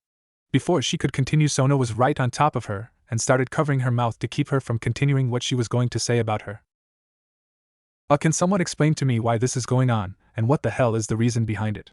Sona finally got off her sister after a big struggle and replied, "We have wait for Rias to show up because there is something we need to discuss with her about the match." I looked at her with confusion, but before anything could be said Rias walked into the room with Issei at her side. He was looking at the girls with lustful looks and was having a large nosebleed seeing Medaka standing there. She looked at him for a second and then turned away, showing no interest in him whatsoever. Rebecca stood in between Sona and Rias and said with authority in her voice, "Listen, there has been some confusion with the match that is coming up in a month, so let me clarify this. There will be no territory trade whatsoever in this case. Neither of you have the right to do this." "But what will be the prize then?" Rias was barely holding in her anger at Rebecca from what I could tell, and when looking at the two of them, Rebecca won hands down. She was more intimidating to face based on her magical core, I could sense, and the fact that she was more confident than her when it came to this meeting. She was surely the better of the two, and she had control and poise I've only seen in Sona. It was weird. "Well, obviously it's going to be this. The winner of the match gets a date with me then." The whole room was silent for a few minutes. Everyone was stunned silent about this proclamation, but Issei ended up breaking the ice by yelling, "Yes. I agreed to this prize. It's worth fighting for." I wasn't as hasty on this because I could feel my king's eyes burning to the back of my skull, telling me to think this through or there would be hell to pay. Weighing my options, this was better to fight for, that way there wasn't something extremely important on the line, plus I knew I would win, so there was nothing to worry about. But this would sure piss off my king, but it was the best thing I could do right now. I also agreed to the terms only because this is the easiest thing to fight for. The room was getting heavy with the deathly presence of my king, but I turned to her and answered, "Look, Sona, it's easier to fight for something like a date rather than risking something important to you like your territory." She paused to think about this and eventually consented to my point of view on this. But she wasn't happy about it at all, and the look told me there was going to be hell to pay for it. "Very well, then you two will fight for a chance to have a date with me. Good luck." She activated a teleportation circle and left the room, and Rias soon followed behind her with an irritated look on her face. Issei saw Rias leave and he quickly left the council room to go look for her. "Someone that couldn't even teleport, man, that's weak," Serafal eventually said. "Well, I guess it's time to get on with why I'm here then. You see, Sotan asked me to find someone to train with you for the month, and I figured my queen would be perfect for this, considering she has fought some of the strongest in the underworld and is known for training strong sacred gear wielders back in her early days. So she will know how to help you increase your overall strength with the sacred gear and maybe unlock your balance breaker before your fight, so good luck." She gave me a wink and did a pose with her, then teleporting out of the room. Medaka was standing in front of me with a gleam in her eyes and told me, "Meet me after your shift is over and we will get straight to training, okay? I have a method to help speed up your training I think you're going to like."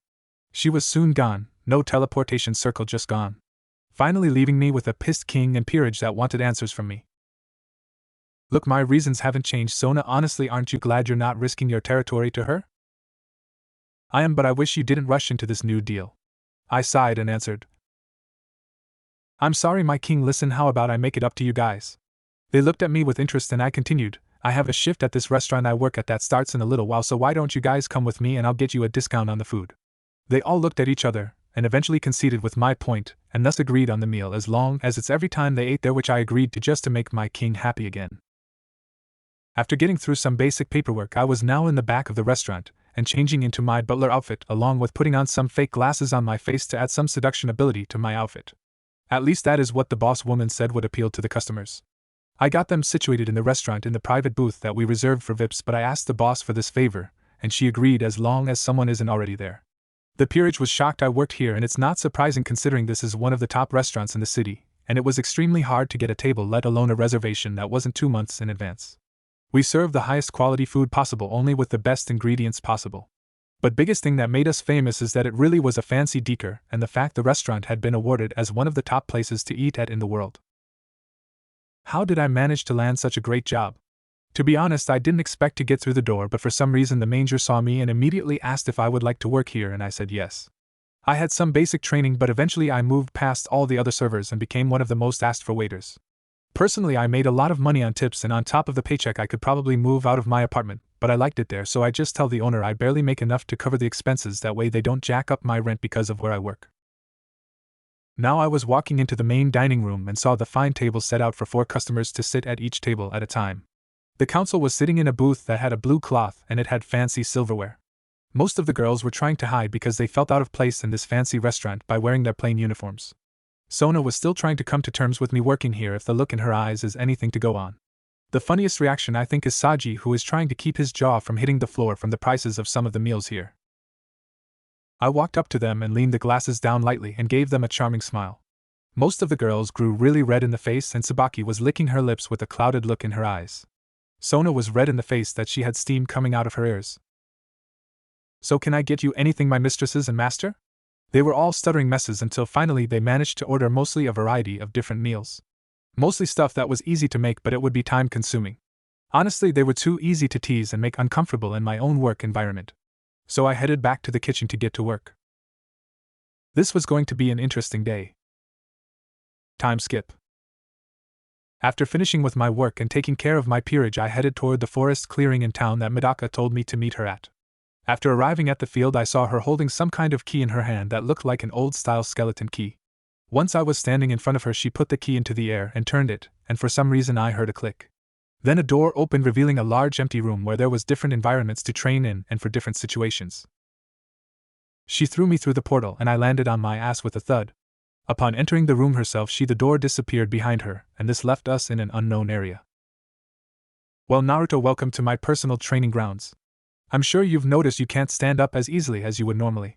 Well, that is because the gravity in here is 5 times greater than normal. Now I'm going to make sure you are ready for your match to the point where you should be able to crush him into dust with no problem. Okay, sensei, but what are we going to work on though? She pointed to my left arm and answered. I'm a special individual that can bring out even the strongest sacred gear's full potential, and there is a reason for it. I will push you more than anyone else will and make sure you are barely breathing after each session to make sure you are prepared for all things in life. I nodded my head and she then disappeared, and I felt myself leaving my feet and then hitting the ground face first. That is a small taste of my power, and that was a love tap compared to most of my punches.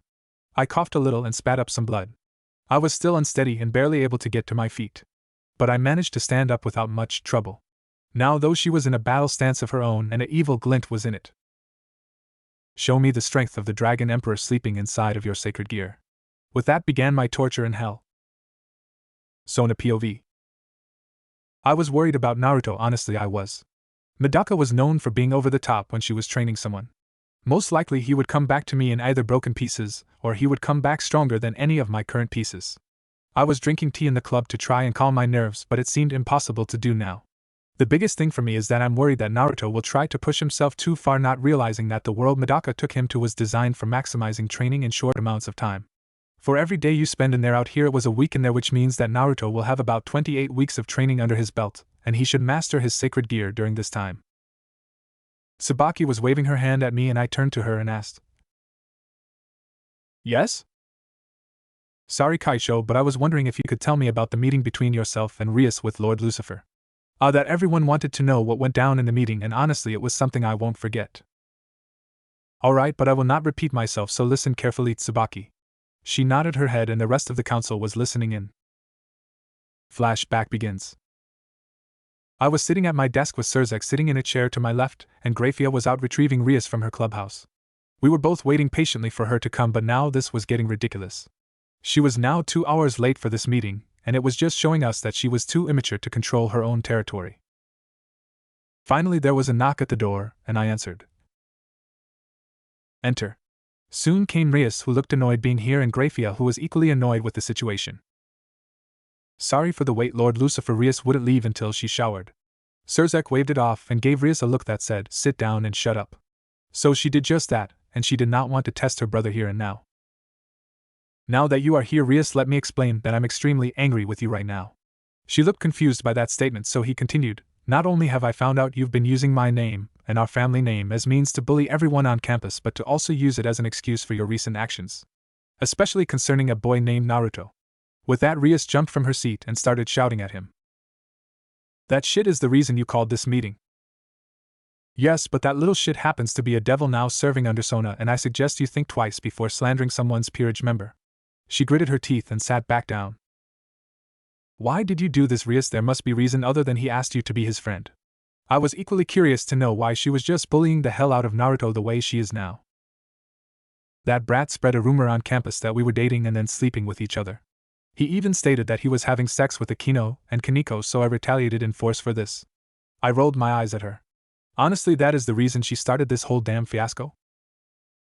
I heard the rumors too, but I had someone look into who started and surprised it was Issei who began the rumors in the first place.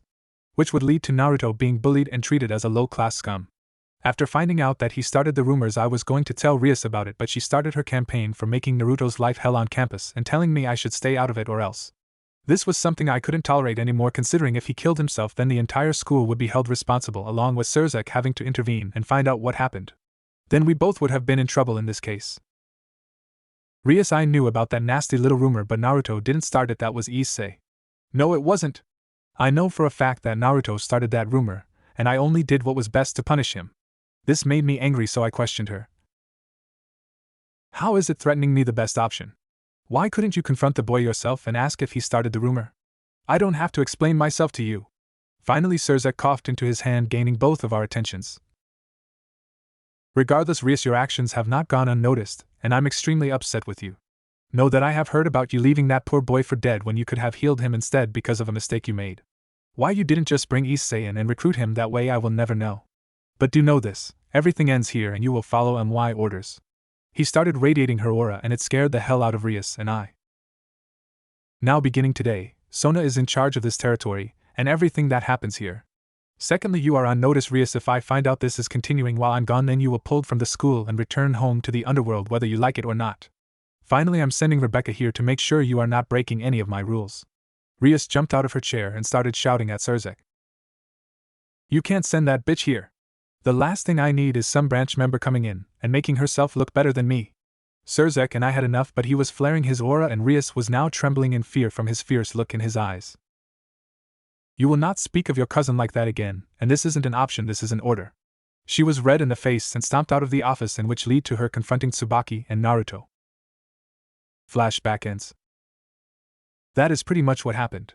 Everyone in the room was shocked. The reason Naruto was bullied and treated like shit was because of a stupid rumor that was started by Issei. This was insanity from what I could guess from the looks in their eyes. Finally, Tsubaki replies, I hope Naruto crushes that stupid little shit in his match with him. Everyone nodded in agreement, and I did as well, considering I was looking forward to showing Rias she picked the wrong person. However, I had to fill out some paperwork that Naruto wouldn't be here until about 2 or 3 days before he returned from training and back to school. I filled it out to where he was gone with a bad illness that has left him bedridden for a while, which would lead to him being gone as long as possible. Honestly, it's a bullshit reason, but there are diseases out there that can be almost crippling, so it wasn't completely unreasonable. I just hope he came back okay. Naruto POV, 2 days before the match. I was lying on my bed exhausted from the beatings I got from Medaka and had no intention for moving from my bed. Honestly, that girl was as strong like she said she was, and the things she did to me were extremely hard. First few weeks we focused on purely on me getting used to the gravity in this place. It was tough at first, but by week 2 I could walk around normally in this place, but as soon as I mastered that, she gave me something else to do. She put large weights onto my body that weighed a ton on each limb, and I had to learn how to walk like this. This was even more difficult than just gravity alone, and I was barely getting far with the new weights on, so getting knocked around was something understandable. But in a week I managed to get used to the weight, and didn't get tired as quickly as I would have. After mastering the gravity and the weights on my body, I started training hand-to-hand with her, which usually ended with her flattening me with a kick to the face. But I landed some blows of my own on her, but she informed me that she was only going at about 5% of her full strength and speed, showing me I had a long way to go. The biggest thing that changed was that I was able to deal with most of her strikes and blows after 2 weeks of getting my ass flattened. That last bit of the training was used to activate my sacred gear and trying to master it to a fuller extent. I had managed to increase my output faster, and I subconsciously was boosting even when I didn't know it, making the boosts get larger at a time. Right now it only took me a few minutes to actually increase my power to match Medaka at her limit right now. After doing this I unlocked several abilities tied into this sacred gear, and each one was making me stronger and better than before. Firstly, I could obliterate clothes at will now, thus removing any hidden weapons and armor on someone that they might be hiding. Secondly was the ability called Explosion. This allowed me to release all the stored up energy at once, thus giving me a serious power burst, but only for a short amount of time. Once that was over I wouldn't be able to move at all. Finally I managed to use some of the magic in the gauntlet to summon a red orb and fire it as a long-range attack. At first it barely made any indentations on the ground, but now I could actually leave a good-sized crater from the attack. The biggest thing I had going for me now was that Medaka said I was close to the balance breaker. She explained it's where the sacred gear evolves after being pushed to the very limit and grants a new ability to the wielder. But the problem seemed to be I couldn't actually activate the damn thing whatsoever. I tried and tried to push it further and further, but eventually I couldn't manage it no matter how hard I tried. Something was stopping me and I had no idea what. But finally I was finished with training and back at my apartment with only 2 days to relax before my match with Issei. I met with Jack earlier, who was still staying at my place, and she told me she missed me. Flattered by this I asked if she knew what the other group was doing for Issei, and she frowned. She explained that he activated it, and knew one basic attack and was keeping it to himself no matter what. He wanted it to be a surprise, but that was all he was doing. He had no fighting training at all, along with no speed training other than the basic stuff. Honestly, she said, with my training alone the only way I could lose is if I blew myself up at this point. Well, I had to interest in doing that, so I think I'm good. Jack was sleeping on the bed on top of my chest. She insisted that she did, and looking at how cute she looked I couldn't resist. I know she was probably older than me by a few good years, but just her looks alone told me she still had the mind of a child. So after getting through with some of the issues I had with this, especially when she walked into the room naked, I was able to get to sleep. But the minute I went to sleep something happened. I was in a space that was filled with fire. Looking around I eventually landed on some giant red dragon creature staring down at me. He was examining me, and from what I could feel he had the same feeling as my sacred gear really. The divine beast looked at me with a critical stare, and then he roared that shook the entire mindscape. I didn't falter. I stood my ground against him and stared him down. Don't be fooled, I was scared shitless at this point just seeing this dragon, but I was not going to be bullied into submission by it. After it was done roaring it looked at me and then laughed. You're definitely a brave one. So young one, I see you have been getting used to using my sacred gear lately? I nodded my head at him. Well then, to be honest, out of all previous wielders you are definitely the strongest one. I mean, really, you've mastered it in a month. That is an amazing feat. Thank you, but to be honest I kind of cheated by using a room where 1 day equals a week in a sense. So it actually took me 2 to 3 months to master this, since I focus on other things before I started training with this. True, but to be honest it took my last wielders years before they could even come close to mastering what you have. On top of that I had to flood their body with dragon energy in order for them to use the balance breaker. The mention of that brought up something that I wanted to ask him for the longest time. Speaking of that, can you tell me what I have to do to unlock that, because I want to learn how to use it as soon as possible. He looked at me with a critical eye and actually leaned his head down to where his eye was right in front of me. If I was to tell you how to unlock it, what would you do with it? I would do everything in my power with it to make Sona proud of my accomplishments. Why do you care so much for the female's opinion? I mean, don't you have your own goals you wish to strive for? I do, but the thing is that I can't do them because the only thing I want to do is make her proud of me. Sona was one of the first people I met on campus that was kind to me when she didn't have to be. She never believed the nasty rumors made about me, and she was willing to give me a chance after I died. So as far as I'm concerned, Sona is the most important thing in my life right now, and I will do whatever it takes to make sure she stays happy. The dragon looked at me for a few minutes. He was just staring at me. He finally stood up and grunted at me, and then I saw something gathering around him. Your path is one of great selflessness, and one that very few people walk and even fewer stay on. You do this, you can't act selfishly. Your life is tied with hers from now on. Do you understand what you are signing yourself off to?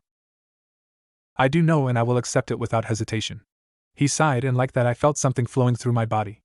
The feeling was overwhelming, and before I knew it I felt great pain running through me as well. The pain was excruciating, but I was trying to bear through it, but I let out a scream shortly afterwards. Finally the pain disappeared and I collapsed to the ground, sweating like crazy from the excruciating pain that I was put through. I activated my sacred gear and noticed that it felt easier to control, and it just felt more natural on my arm now. Looking at the dragon, he looked at me with a small smirk on his mouth and he said, I have flooded your body with dragon energy. Be warned, you will need something to drain it every so often, or it will most likely kill you at some point. But don't worry, those females you are so attached to would be willing to suck the energy out of your body if you ask.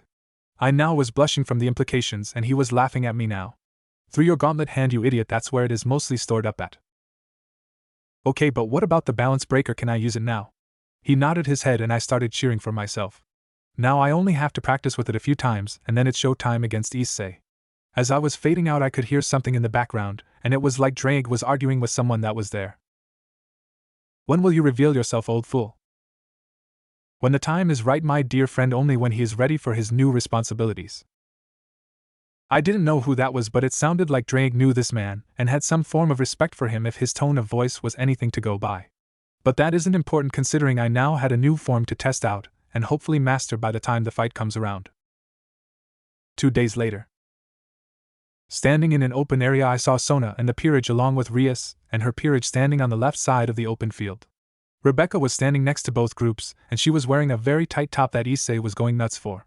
Finally, I saw Medaka and Grafia standing by both their respective groups, and they each were giving slight glares at each other every so often. I was standing in the middle of the field facing down Issei, who had a nosebleed, along with trying to look intimidating against me. The big thing was that both Grafia and Medaka were recording this fight to show both respective families what happened here. Soon Rebecca walked onto the field between us and announced, "The match between Issei and Naruto will now begin. The rules are simple. The only way for the match to end is if someone surrenders or they are knocked out. Killing is prohibited, otherwise the offending party shall be punished along with the rest of the peerage. Is that clear to everyone here?" I nodded my head and kept up a blank look on my face while thinking about what Issei would try to do in this fight. Most likely he would try bull rushing me, and if that didn't work he would use his sacred gear and try to beat me with it then. Issei agreed to the terms, but I could tell he was more interested in watching her bounce around in her tight top.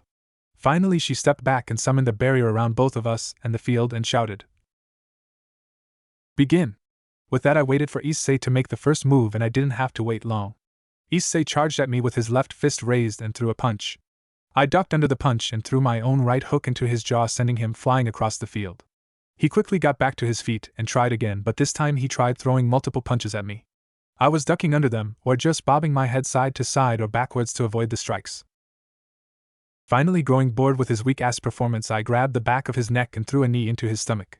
The wind was knocked out of him, and then I followed it up with a right hook across the face. After doing that, I grabbed him by the leg and swung him over my head and slammed him on the ground with his back hitting the ground. After making sure I did this, I summoned my wings and flew into the air as high as I can. Now came the next test against Issei. How good of a flyer is he, and can he fight well in the sky? Issei got himself out of the ground, already bleeding badly from the mouth, and flew up at me. But he was a slow flyer, and before he knew it I was in front of him, and sending him crashing to the ground with authority again. In doing so, I flew back into the sky and crossed my arms, waiting for him to get back up.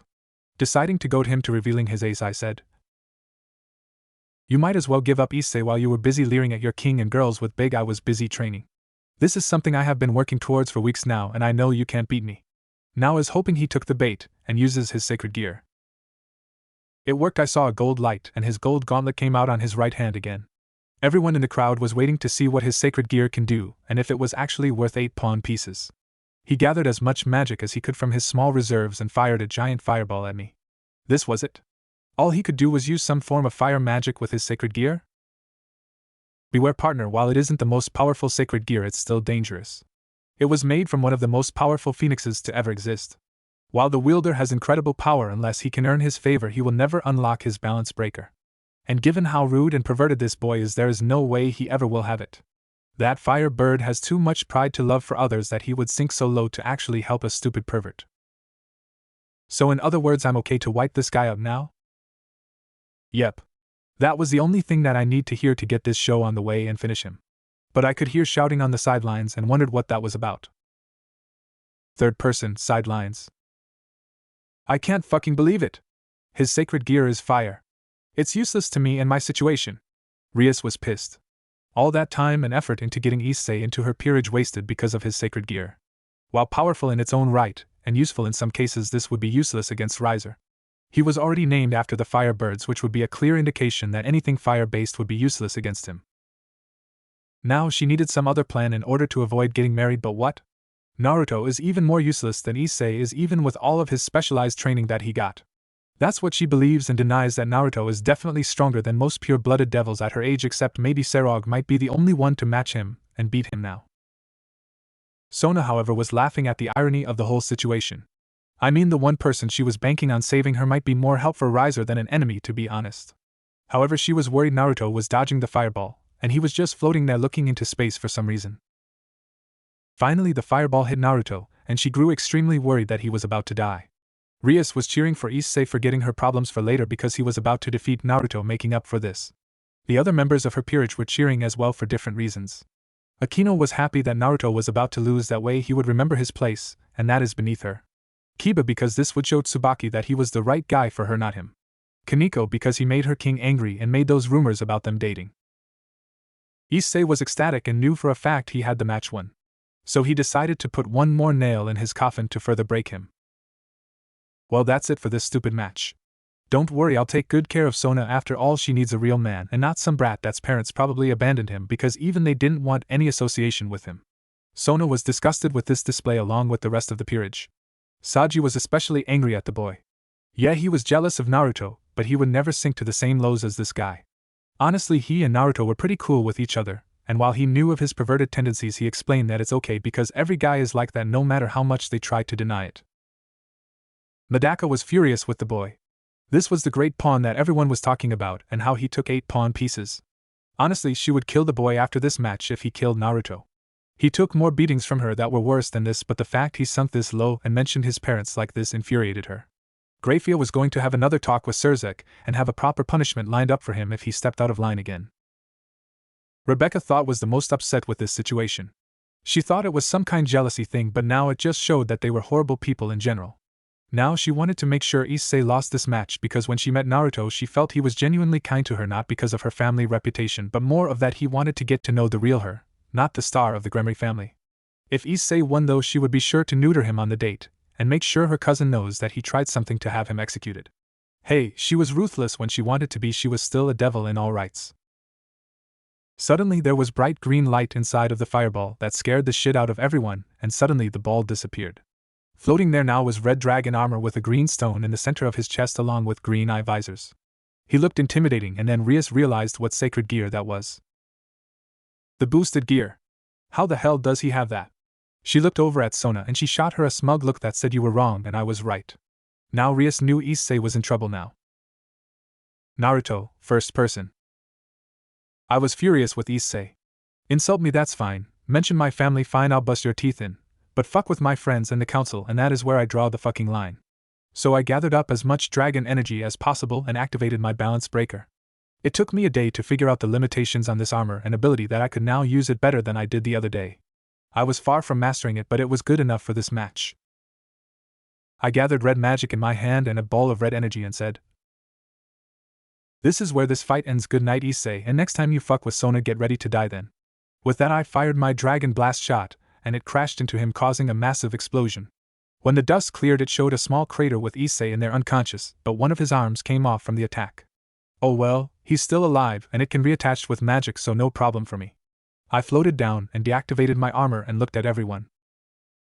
Rebecca announced, "The match is over and Naruto of the Citri peerage is the winner." Sona and the others ran over to me congratulating me on my victory. The girls gave me kisses on the cheek and Saji gave me a guy hug. I looked over at Rias and saw she was fuming angry, but really I couldn't care less for her because she deserved it in my opinion. Now who was useless to who now? Rebecca was walking up to me and she got right in front of me, and before anyone could do anything she gave me a kiss on the lips. After standing there in shock for a few seconds, she separated from me and said, "I'll see you this Sunday at 3 o'clock, okay?" I just nodded my head and watched her leave with a sway in her hips. But I was brought back to reality when I saw the girls along with Madaka was staring at me with smiles but with evil auras around them.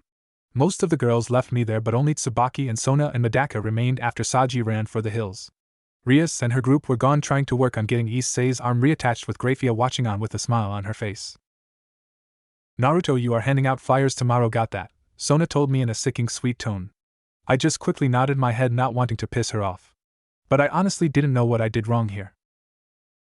"Naruto, your real training begins tomorrow, so get plenty of rest, got that?" I paled now. What the hell did I do? "Oh Naruto, you saw me naked, it's only right you take responsibility by letting me stay at your place from now on, right?" Okay, that was weird, and the other two girls were angry at her now, but all I could do was nod. The three of them were gone and all I could do was ask, what the hell did I do? Outside of apartment. I really wish someone would explain girls to me because I can't seem to figure them out lately. Oh well, hell starts tomorrow, so might as well get some sleep now.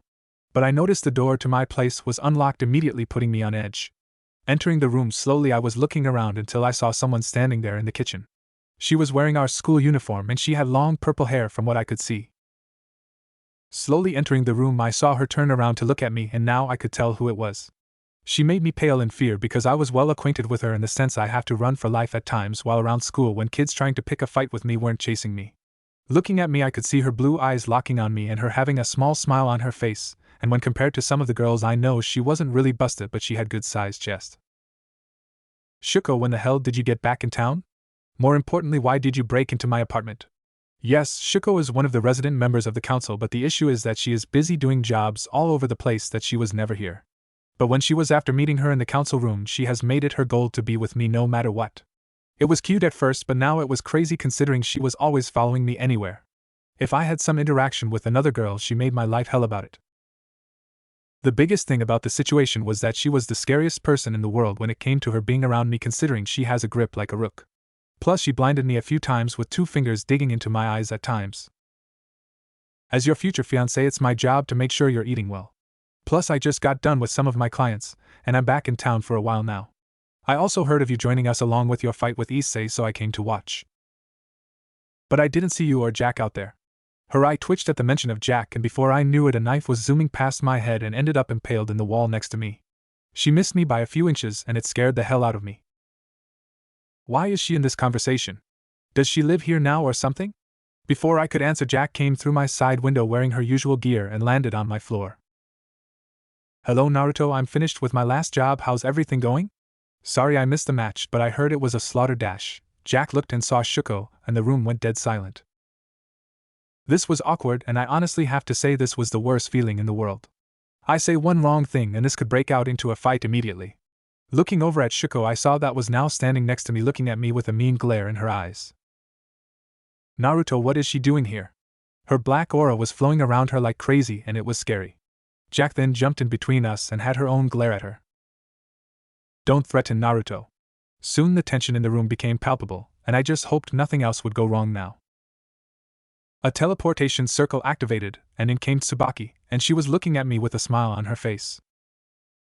Naruto-kun, there you are, I was looking for you a little while, so how about we finish what we started a month ago, huh? Then she noticed Shuko and Jack in the room as well, and things became even more tense than before. Shit. Naruto couldn't believe the issue he was facing right now. I mean, Shuko showing up in his house was surprising as it was, but the fact that Tsubaki and Jack also showed up while she was here was bad.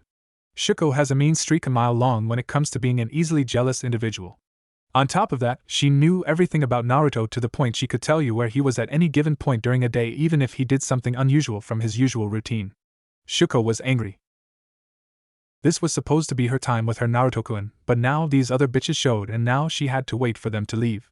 She remembered hearing from some members of the peerage that Naruto was the center of attraction among them in the student council.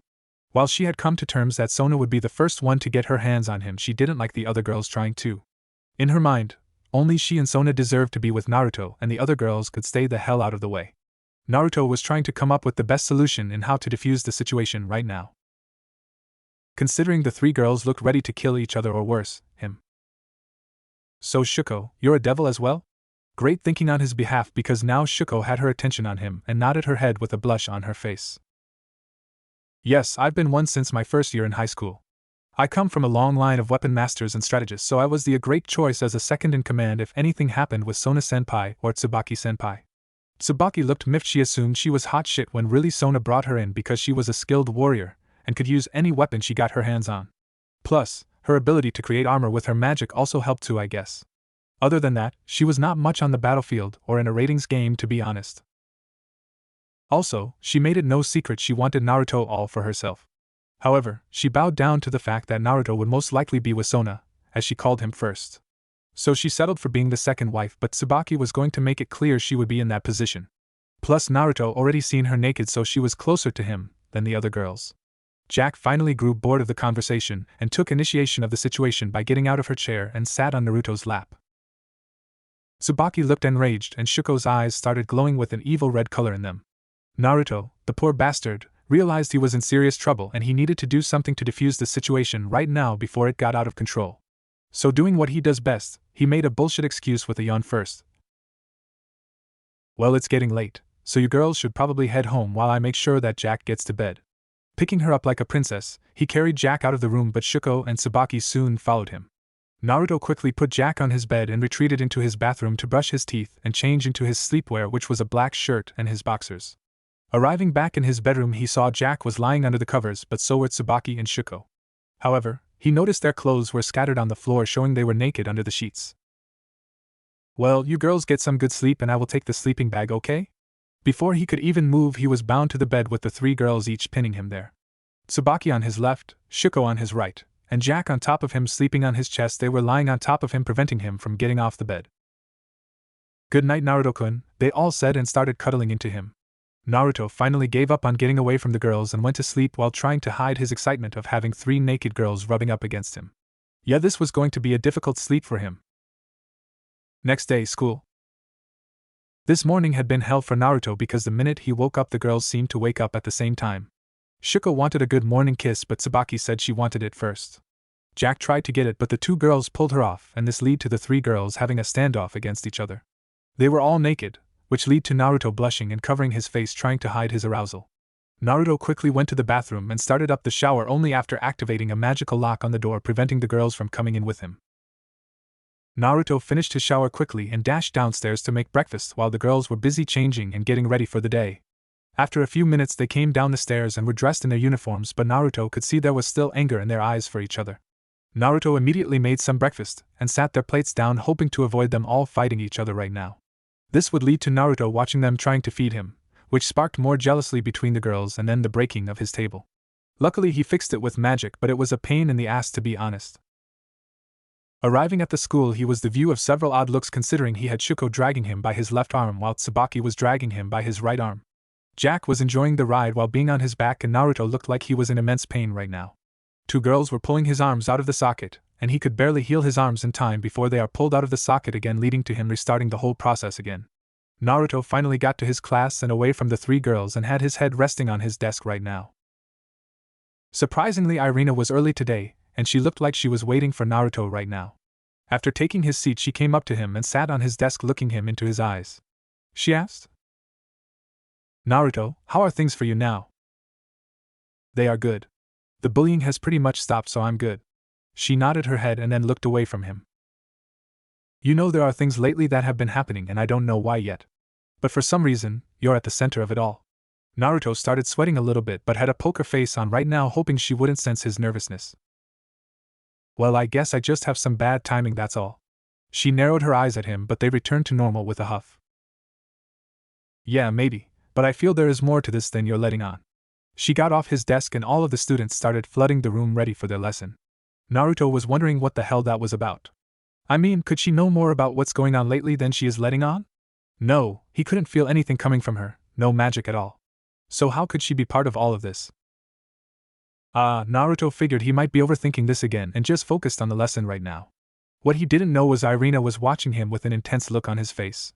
She had a gleam in her eye and thought, it's emerging, soon the being of darkness will return and he will retake his rightful place as ruler, and I will emerge once more.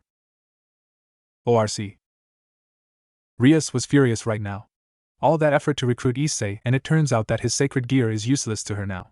His fire gear would be useful against anyone but Riser and he would laugh at his pathetic attempt at attacking him now.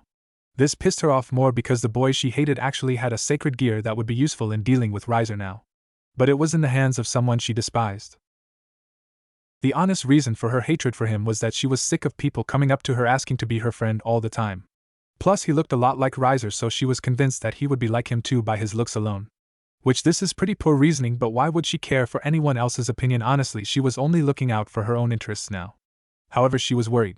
She needed Naruto in order to deal with Riser in the upcoming battle but the problem was that the only one that could help her was in Sona's peerage now. Plus, she didn't exactly go out of her way to be his friend in this situation either. With her peerage and herself pretty much treating him like shit he would more likely leave her to rot than ever help her. She was looking over her peerage and saw that Akino was handing out tea to everyone while the others were doing their own thing. Kiba was leaning against the wall with anger in his eyes, wanting to deal with Naruto now. But with his sacred gear and his training he did for the last month, he was more than a match for him and could probably kill him if he tried anything. Kaneko was eating her sweets and was annoyed that the pervert lost to Naruto of all people. Akino was upset with Issei as well. I mean, she thought he would be able to beat Naruto, but it turns out that his perverse nature overshadowed his will to learn and to fight. Now Sona had a win over them and Rebecca was going on a date with Naruto later on in the week. Honestly, she couldn't care about the date to be honest, but it would have been funny for her if she went on that date with Issei instead of Naruto. Rias finally got her peerage's attention and said, "You all know from yesterday's match that we now have a serious problem. It turns out that Issei's sacred gear is useless against Riser and his peerage, so we need to do something before he shows up to challenge us to a ratings game. Now the only one I know could beat him now along with his peerage would be Naruto." Everyone in the room either had a frown or, in Kiba's case, a scowl. "Now I know you guys don't like it, but we need him, so we need to brainstorm ways in getting him to join us in the battle against Riser." "Well, I could always try seducing him. I'm sure I could get him to do what I want if I promise him a sight at my..." Akino made it clear she could seduce him with ease, but Rias wasn't sure if she could. Naruto seemed to have his eyes glued on Sona and her peerage members, so this might not work. "Akino, while the idea has merit, the fact is we might need something more if we plan to get his assistance in this manner." Akino frowned at this, figuring she would go for the idea considering she has been the center of many lustful dreams from the other students. So obviously Naruto would fall for this immediately, but Rias didn't think that would be the case. However, she was going to give it a shot regardless if she thinks it won't work, because she was confident she would attract him immediately. Kiba was growling about having him around considering he has the attention of the one girl in school he really wants, Tsubaki. She had been the center of his obsession for weeks now, but when Naruto came into the picture she suddenly became attracted to him. Now Naruto is joining her peerage, which meant she would spend even more time with him, leaving him out of the equation. "We know that Naruto is working somewhere in town this week, so all we need to do is find his work and spread it around school he works there. Afterwards, Naruto will be forced to hear my demands if he wants me to remove the memory of the restaurant from their memories." Rias's plan sounded idiotic in the minds of her peerage members because Sona could easily erase their memories and then confront Rebecca about this. "Butcho, as much as your idea holds merit, the fact is Sona could counter this with ease." Rias pouted at this being pointed out and started brainstorming again. Kaneko didn't add any ideas because she was unsure how to. While she wanted to help her king, the issue was that she was against having that man in their peerage even if it would be temporary. Then it hit her like a ton of bricks. "Butcho," everyone's attention was now Kaneko. "I think the best way to get him in our peerage is for you to call a trade with her for him." Everyone there was shocked by the simplicity of the idea. Sona could trade Naruto to them, but now the question is who would they give her as a means to cope with the trade? Issei would be a good trade, but the issue is that Sona has made it clear she despises him, and the rest of the peerage does as well, so that was a no. Everyone else was of use to Rias in the match, so that's a no as well. Then they remembered Gasper, and how he is sealed in his room without a means to get out and do stuff. He would be happy to be traded to someone that wouldn't bother him, and plus this would mean that Rias keeps everyone else intact for the match. With this in mind, Rias would confront Sona tomorrow about this deal only because today was Saturday, and it was made clear to her to not bother her on Saturdays for some reason. Student Council. Sona was looking at her peerage and seeing that everyone was in high spirits right now, and that made her happy. After yesterday's match she figured they would be, considering Naruto pretty much ran through Issei without any real trouble. Plus she showed that her investment was worth it in the end. Why her sister gave her the dud piece, she would never know, and plus there were many more questions that were still needed to be answered. Like, what was the full capacity of the single piece and what powers lied inside of it? She informed her sister that she used the piece on Naruto, and this surprised her, and she asked was she sure that was the piece she used. Sona confirmed it, and this put Seraphal in high spirits, and told her not to tell anyone else about this because this was something extremely important. With Seraphal's secrecy on this now, Sona wanted to know what this was all about. The council doors were blown open and in ran Tsubaki, who had a panicked look on her face, along with Shuko looking furious and worried. "Kaicho, you need to hurry." Sona now was alarmed. What the hell happened to put Tsubaki in such a panicked state? Naruto and Rebecca, 15 minutes earlier. Naruto and Rebecca were walking away from the cooking class with Urza, with another stellar performance of making Urza some pasta this time around. Upon leaving the class, they were heading towards the student council room to talk to Sona about some peerage-related stuff, and Rebecca needed a second opinion on fun places to take Naruto on their date. However, before they could get down the hall, they were confronted by the other two idiots of the perverted trio who were angry right now. They just couldn't understand how Naruto, the loser of the school, got the attention of a beautiful girl like Rebecca, and it was pissing them off right now. So they decided to attack Naruto the only way they could, and that was with some stuff they heard around town. Not just rumors, these were the rumors of how he lost everyone in the orphanage years ago. I wonder how Rebecca would feel about you if she heard about the incident with the orphanage? Naruto froze at the mention of that place, signaling the perverted duo to continue with their explanation. I mean, what was it like to slaughter every one of those kids with nothing more than a knife in your hand? To kill the sweet little nun that was staying there as well?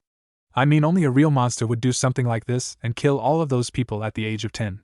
Naruto had tears running down his eyes and ran away from both of them with their mocking laughter heard down the hallway. Rebecca was trying to stop him from leaving, but he was already gone, and in tears no less. This was enough. She could stand for some mild bullying, but to outright and attack someone with a rumor like this was uncalled for, and she would guarantee these boys would be expelled for this. Rebecca walked up to the boys and was about to say something until she noticed a group of girls coming down the hallway. She saw that it was members of the kendo club that attacked the duo back when they had Issei. But now they received the beatings instead of letting Issei taking it for them. This group also responsible for a beating he took when he was human, and after they heard that Issei started that rumor, they apologized to him for what they did. The girls swore they would hurt anyone that tried to hurt Naruto in any shape way. Eventually the girls circled around the two boys and had their kendo sticks out ready to clobber these idiots for what they said. Rebecca, however, coughed into her hand, signaling everyone to stop and listen. The two perverts thought she was going to reward them for what they said and done, because no one had managed to bring Naruto to tears like that before or make him back off. However, their reality was nothing like they were hoping it would be. You two will be coming with me to the headmistress's office, and you will be explaining this to them after we are done. Recently the headmaster stepped down from his position and gave it to the new one who was now the headmistress of this academy. It so happened that this woman was Rebecca's mother, and she was not one for messing around with mindless bullying. She also had a mean streak against perverts as well, so this was a double threat for these two boys, along with the fact Rebecca wasn't happy with them either. When the daughter isn't happy, then the mother won't be happy either. Having the kendo club dragging the boys down the hall and into the main office, Rebecca knocked on the door and heard a muffled "come in." She walked into the office with the girls and she saw her mother sitting there with two other teachers that she recognized. It was Irina, Assassination Classroom, not the childhood friend of Issei, and Urza, who were wondering what was going on now with these two boys. But the woman behind the desk who had short red hair and green eyes was wondering what is going on. Rebecca came up to her mother and whispered into her ear everything that has happened with Naruto, and she was now looking at the boys with rage in her eyes. Looking at Irene and Urza, she asked, "Tell me, you've both known these two boys longer than I have. What can you tell me about them?" Both boys were hoping for something good, but they were shot down when they said, "They focus more on their porn than my work, and they are busy in class imagining disgusting harems and sex scenes with each other." Irina wrinkled her nose and turned away with annoyance. "They have shown disrespect for Naruto in my class and the other female students. They also have made it clear that they only have on the mind and nothing more." This annoyed Urza, but she just settled with a scowl on her face and piercing eyes to show she was serious. "Well, boys, it seems that you've been causing quite the problem on campus. I'm sorry to say, not really. I'm not the headmaster, and I'm not going to give you another chance. As of this moment, you both can pack your stuff and burn your uniforms because you are expelled." Both boys looked shocked and were arguing with her about this, saying it was completely unfair to them. The kendo club looked relieved they wouldn't have to fix the peeping hole all the time now. Also, this was justice for all the girls on campus for when they perved on them or their club. Rebecca wasn't interested in this, and she went out to find Naruto and tried to comfort him from his emotional breakdown. Now, in the forest around the school, Sona had finally managed to locate Naruto after scouring the school for him and saw him crying while leaning against a tree. She slowly approached him and called out, "Naruto, are you okay?" He looked up at her, and she saw a sight that just broke her heart in an instant. He had tears running down his face like a river, and he was sniffling every few minutes. She couldn't feel any worse for him right now, but she did, and she did the only thing she could. She walked up to him, and then she wrapped him in a hug and started squeezing him, letting him know it was okay to cry right now. He was crying his eyes out and trying to come to terms with what those boys said to him. After crying for a little while, he looked up at Sona to show his tear-stained face and the heartbroken look in his eyes. "Those idiots, they have no idea what it's like." Sona looked at him with confusion, but he soon told her what those two boys said to him. She was furious now. If the headmistress doesn't expel them, she will make sure their lives on campus were a living hell from now on. Naruto looked at her with a broken look and said, "The truth about that incident is that I watched the massacre and never saw the man that killed everyone in the orphanage. We were playing hide and seek, and I was hiding in a secret hole in the wall that I only knew about. But we soon heard the head nun at the time scream and a cackling laughter, and before we knew it someone came into the room with us. He started slaughtering us and I watched through the hole as he was beheading everyone and laughing at their dying bodies. The worst part was that I was scared to the point I couldn't do anything for them. Once I was sure he was gone, I left the room and saw the slaughtered bodies of everyone in the building. No one was spared, the 5-year-olds to the 13-year-olds, everyone was dead and I hid like a coward. When I saw the nun and how she was raped and murdered right there in the church room, I broke down there and the cops found me there. They knew I didn't kill her with the DNA evidence from the nun, but some people believe that I somehow did it regardless what the evidence says. Sona looked at Naruto with sadness in her eyes and gives him another quick hug. Then she looked at him straight in the eyes and said, "Naruto, no matter what anyone says, you weren't a coward. You were 10. What could you have done against a full-grown exorcist that had gone crazy with lust and power?" He nodded his head, but before he could speak she cut him off by continuing, "Naruto, if you didn't hide, then I would have never met you and then we would have never became friends. I'm grateful for that. I understand you're heartbroken about them, but they would want you to live on for them and make more dash." She couldn't continue when Naruto hugged her tightly. "Thank you, Sona-chan." She felt her cheeks heat up from him calling him that. Finally, he was not being respectful to him, and now he was trying to be more affectionate to her.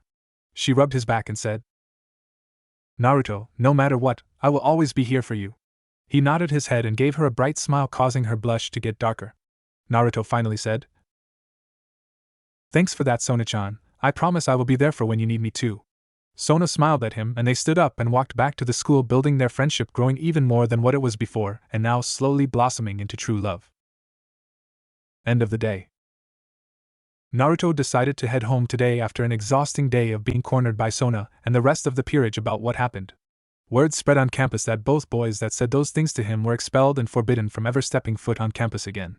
Obviously, Issei was angry with this and tried to confront Naruto about this, but he was quickly sent away after Rebecca tore into him too. Getting close to home, Naruto was just about to say fuck it and teleport there, but he suddenly felt something behind him. He jumped out of the way of it, and saw that it was something that surprised him. There, standing, was the woman who put a holy spear through his gut about a month ago. He was ready to summon his sacred gear, but she held her hands up in a form of surrender. "I'm not here to fight, just talk." "Well then talk before I show you why you should have killed me already." She sighed and answered, "Look, what happened a month ago, that wasn't supposed to happen, okay? I was trying to deal with the perverted brat, and seeing you there in the forest I knew I couldn't leave witnesses. Plus I had seen you on campus and the way you were treated by everyone and I felt bad for you. So look, what I'm trying to say is that I'm sorry, and to show you, I have someone I want you to take care of for me." Moving her wings, she showed me a blonde teenage girl with a nun's cape on her head, and she had bright blue eyes. She was looking at me with confusion and fear.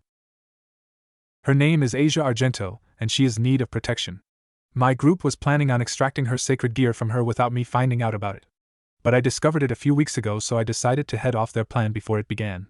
I need you to take the girl to your king and try to protect her while I wait for Azazel to show up and deal with the traitors. I looked at her hesitance, but I nodded my head and the girl ran over to me and bowed her head. "Thank you for helping me." I nodded my head and sighed. Sona-chan was going to be pissed about this. But first I needed to take her somewhere she can stay safely. There is only one person that would do this for me, and I really hate to ask a favor from her, but I'm desperate at this point. "Come with me, Asia, we're going to go see my boss first." Butler Cafe. Naruto was bending over in a bowing position in front of his boss right now. Asia was standing next to her with a nervous look on her face, showing she wasn't as confident in the situation as he was now. The person they were bowing to was a silver-haired woman with a beautiful skin complexion, large, a firm yet slim body, and finally she had waist-length purple hair and brown eyes to go with her looks. This was Mia, and she is what Naruto would call the mother hen of the business, and she is also his boss.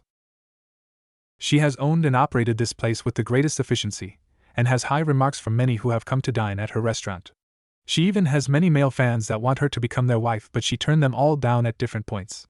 Also, she was the scariest person in the place, with people that wanted to argue with her because she summoned some kind of demonic mask behind her, scaring everyone into submission. Mostly the male patrons that are bothering the women in the restaurant, or trying to cause trouble, but she isn't a weakling by any means. She is fierce with a kendo stick and can knock out anyone that crosses her with a single swing. Right now, he was prostrating himself to Mia in the hopes she would allow Asia to work here and maybe give her a place to stay. This was slim because even though he was her favorite employee, he knew that her attraction to his work ethic only extends so far. "Please, boss, all I'm asking for is her to have a job here at the shop. She was looking at Naruto with a blank look on her face, and then looked over at the girl. Asia was nervous and couldn't look any more like a poor puppy you would feel bad for kicking. Mia looked at Naruto and finally she sighed. Fine, she can work here and take the apartment on the top floor. But she has to clean and help me open in the morning, and she has to attend a school of my choice. Asia looked radiant about this and Naruto looked relieved that he convinced his boss to do this. Of course, whatever you say, boss. She nodded her head and then turned to Asia. Well, come on dear, we need to get you ready for when you start your shift tomorrow. Yes, Mia-sama. I will work really hard. Thank you Naruto-san for helping me with this as well. Naruto waved off her thanks, and she followed her downstairs to get started on her training. Naruto was happy he at least got her place for her to lay low, but now he was facing a critical issue. How to tell Sona in a way where she doesn't kill him for doing it, which is extremely hard to come up with in his mind. Finally, he figured he'd just tell her what happened and why it happened. So pulling out his cell phone he dialed her number and waited for her to pick up. Hello Naruto-kun. Hey Sona-chan, do you got a minute? Sure, what is it? Naruto took a deep breath. Well, we might have a sensitive issue on our hands with the fallen in the city right now. Oh, and how so? Naruto could feel the rage on the other side of the phone. It made him shiver and he prayed to whoever in the underworld you prayed to that he would live through this. I might have ran into the fallen that put a spear through my gut and done a favor for her. The line went dead and a teleportation circle came to life in the middle of the room. Sona was now standing in front of him with a stern look on her face. Explain. Well, you see, she brought me this innocent nun that had been abandoned by the church and told me they were going to do something about removing her sacred gear, I think. So I took the girl with me here to see if my boss wouldn't mind shacking her up here for a little while. And you just now told me about this, why? Naruto sighed at her anger. He understood why she was angry with him, considering he did this behind her back recently doesn't help at all. Because I knew I didn't have a lot of time before the fallen come looking for her, and when they do, I want her to be somewhere she would be safe. She nodded her head slightly and then sighed at Naruto. Look, next time you plan to do something like this, let me know, this could have caused major problems with the other factions. He nodded his head and she gave him a hug and disappeared again in the teleportation circle. Naruto soon left the same way, never noticing that Mia was watching the whole thing with a small smile on her face. Just like his father, caring for others but oblivious to why someone is angry with him. Oh well, let's hope things work out soon. Next day, student council.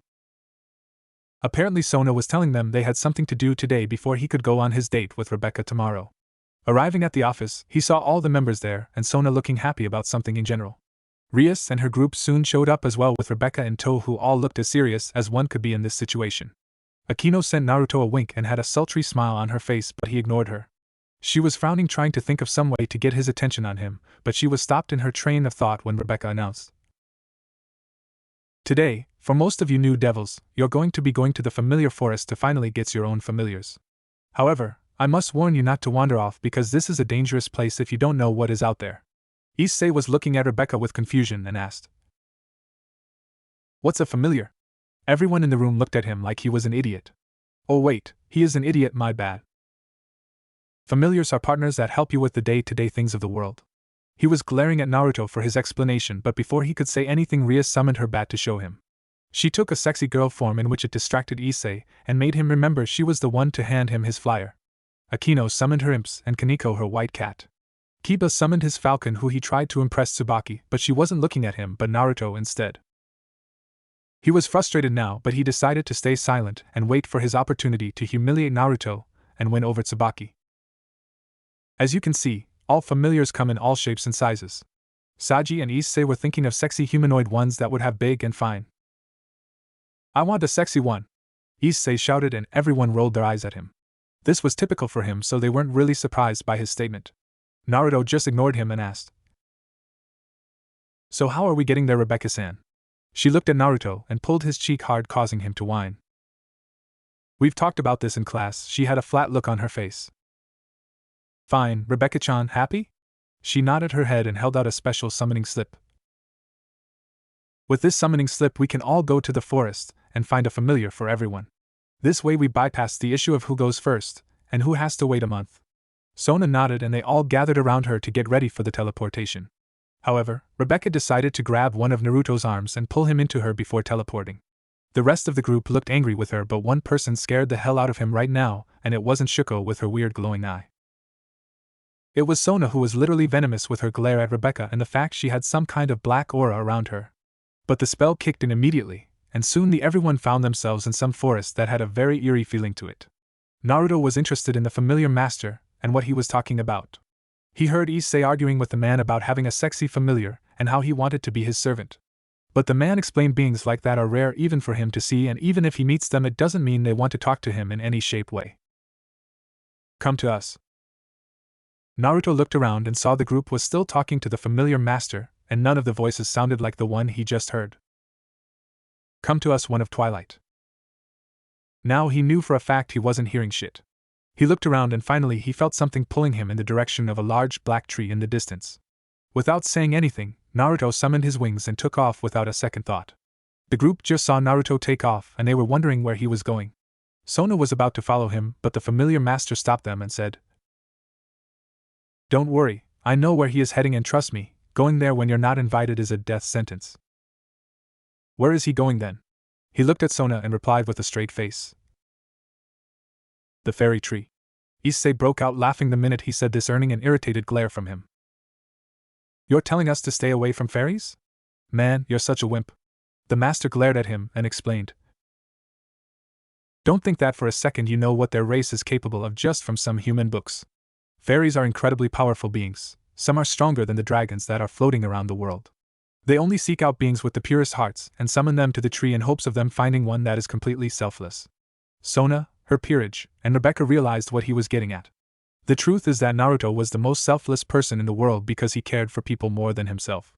He took on their pain when he can, and he would carry it with him no matter what. In his eyes, his own well-being paled in comparison to the need of others. He was truly someone that would put others before himself when it came to who to protect first. He also would throw his body in the way to protect them too. So it's no surprise now that they thought about it, the fairies would be interested in him, and if he is lucky, he might just get one as his familiar. The first devil in the history of the underworld to ally with a fairy, he would become famous beyond anything he could think of. Naruto finally arrived at a giant tree that was glowing with jewels coming out of the trunks in all different colors. Underneath the tree was a lake of some kind with two rocks sitting in the middle of them. Once he landed there in front of the lake, he saw that there were two girls standing there on the rocks. Well, one was standing and the other was sitting on the rock with a black umbrella at her side. Why the umbrella? He didn't know, considering he was sure it hasn't rained here in a while. "So you've finally come, young one," spoke the one with the umbrella. She was wearing some kind of black outfit that was being held together by some strings across her stomach and chest. She had black gloves on with white fur at the ends of them, and she was wearing a long black shirt as well, showing off her legs.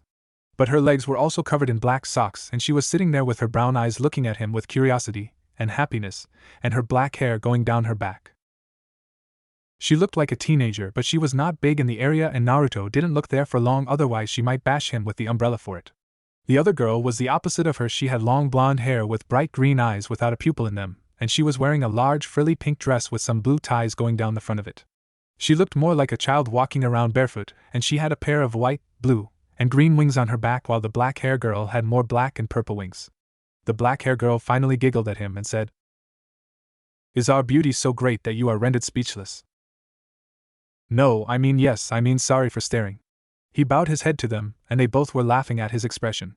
Finally, the blonde one jumped off the rock and started walking on the water. When in front of him, she says, "It's fine, Kuroyuki, Excel World is only messing with you. Please, Mavis, fairy tale, like you're one to talk. You would mess with him more than I would." As much as I enjoy the mild bantering between the two of you, I would like to know why you both summoned me.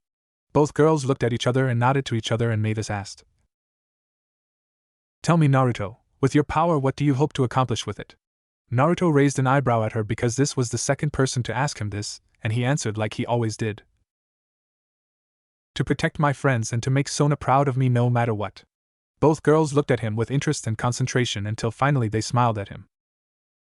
"You are the one, please allow us to be your familiars." Both Mavis and Kuroyuki bowed to him, and he felt his jaw drop there. Back with the group. So this whole trip in a whole was a waste of time for Sona and Rias's peerages. Issei found the perfect partner in the form of green slime that dissolved clothes, but the girls quickly wiped it out after it undressed them. Rias and Rebecca summoned more clothes for the girls to cover themselves from the embarrassment they felt. They decided that no one was really getting a familiar until they saw Naruto returning with two girls at his side. One of them looked like a blonde-haired child and the other looked like a petite black-haired teenager. Sona looked at him, and he answered. Everyone, this is Mavis and Kuroyuki. These two are fairies and they want to become my familiar. Issei immediately perked up at the two girls, more the black-haired girl than the blonde though. He was about to say something but Kuroyuki decided to put a metal slab over his mouth, that way she didn't have to listen to him nag anyone right now. Naruto warned them both about him, and the peerage he is from, and while Mavis was more childish of the two, they both agreed if they try anything, they would beat them to a pulp for it. The familiar master was shocked that this kid not only got a fairy familiar, but two of them. And from what he heard around the forest, these two were considered gods among their race with their amazing magic. So after signing the contract and making it official, the two girls told him to summon them when he needed them to do something. They flew back to the tree they lived in while the two peerages teleported away. Arriving at the council room, Naruto wished all of them a good day and headed back to his place. Upon arriving there, he got out his best outfit of a white button-up shirt, a pair of black dress slacks, and a pair of blue sneakers. Clothes he had gotten from his king a few weeks ago after joining the peerage, and one of the days he was out training with Medaka. That reminded him that he would start up his training with her again starting tomorrow, but they would be doing other stuff other than the special training grounds this time around.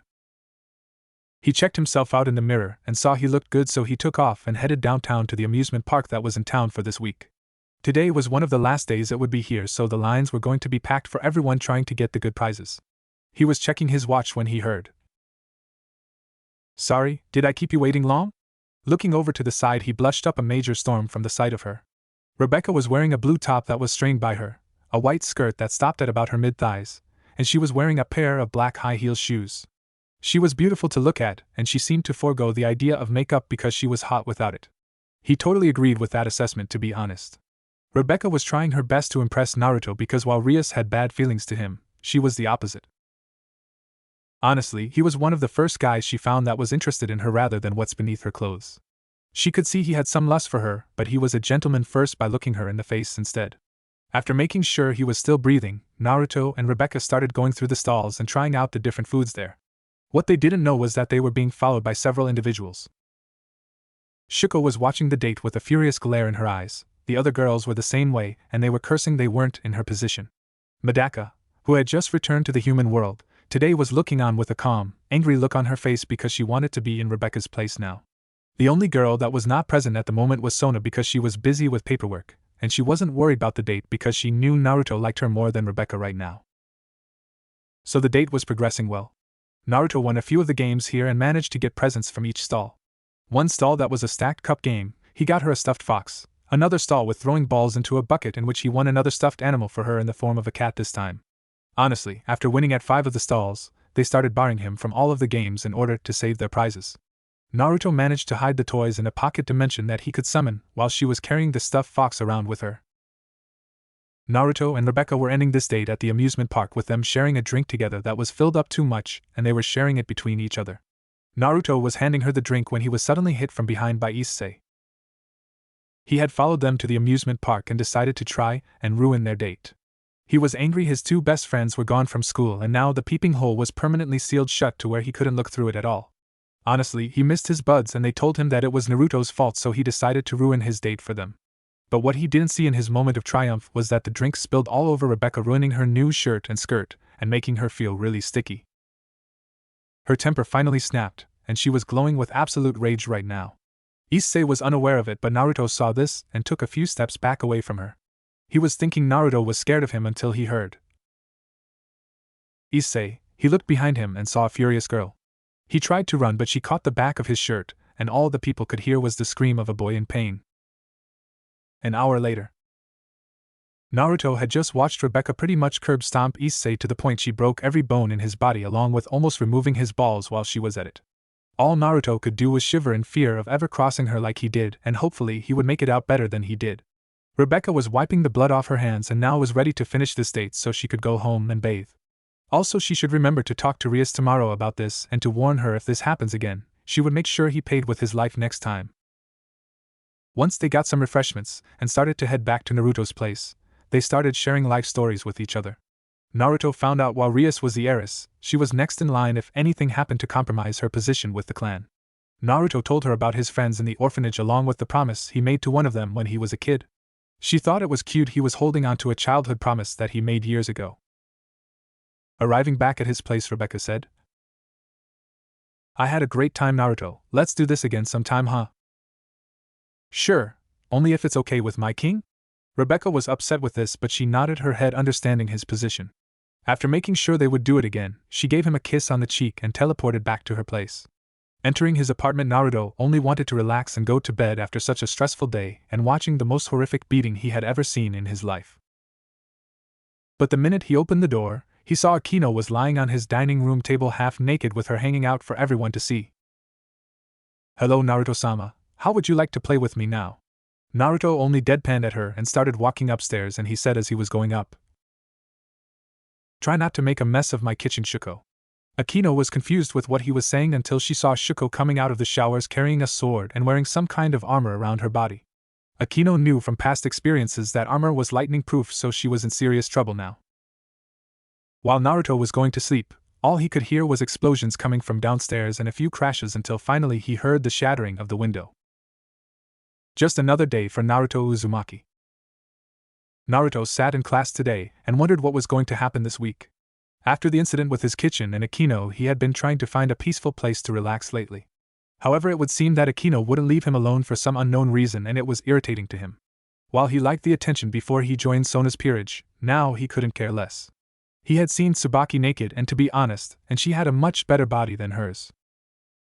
The bell rings and Naruto got out of his seat, quickly makes a mad dash for the student council room. This was the only place in the school he had peace. Arriving at the office door, he barged through and bowed to Sona. Taking his seat at his desk, he started working on some of the paperwork he had stacked up for a while now. Sona was shocked that he was here and was wondering what had gotten into him. Looking at his face, she could tell he was annoyed about something, but what about? To be honest, she had no idea. Standing from her desk and walking up to his desk, she stood next to him. "Naruto, what's wrong? You look irritated." Naruto looked at her with a small twitch in his eyes. "It's Akino and Issei. They have been hounding me for the last few days, and it's driving me thoroughly nuts." Issei had decided that after his beating from Rebecca he would continue on harassing Naruto. He messed with his locker and failed, tried to mess with his schoolwork and failed, and then he tried ambushing him and failed at this as well. To be completely honest, everything he tried to do to Naruto backfired on him for some reason, but that still didn't stop him from being extremely irritating. Between his constant harassment and Akino's attempts to seduce him, he was literally having to race back to the student council office to find some reprieve. His own home wasn't safe, considering that Akino broke in a few times in the past few days to get to him. Just like the first time, one of the girls were there to throw her out after beating her up a little bit. First it was Jack after she interrupted her sleep, and the fact she prevented Naruto from coming to bed to comfort her.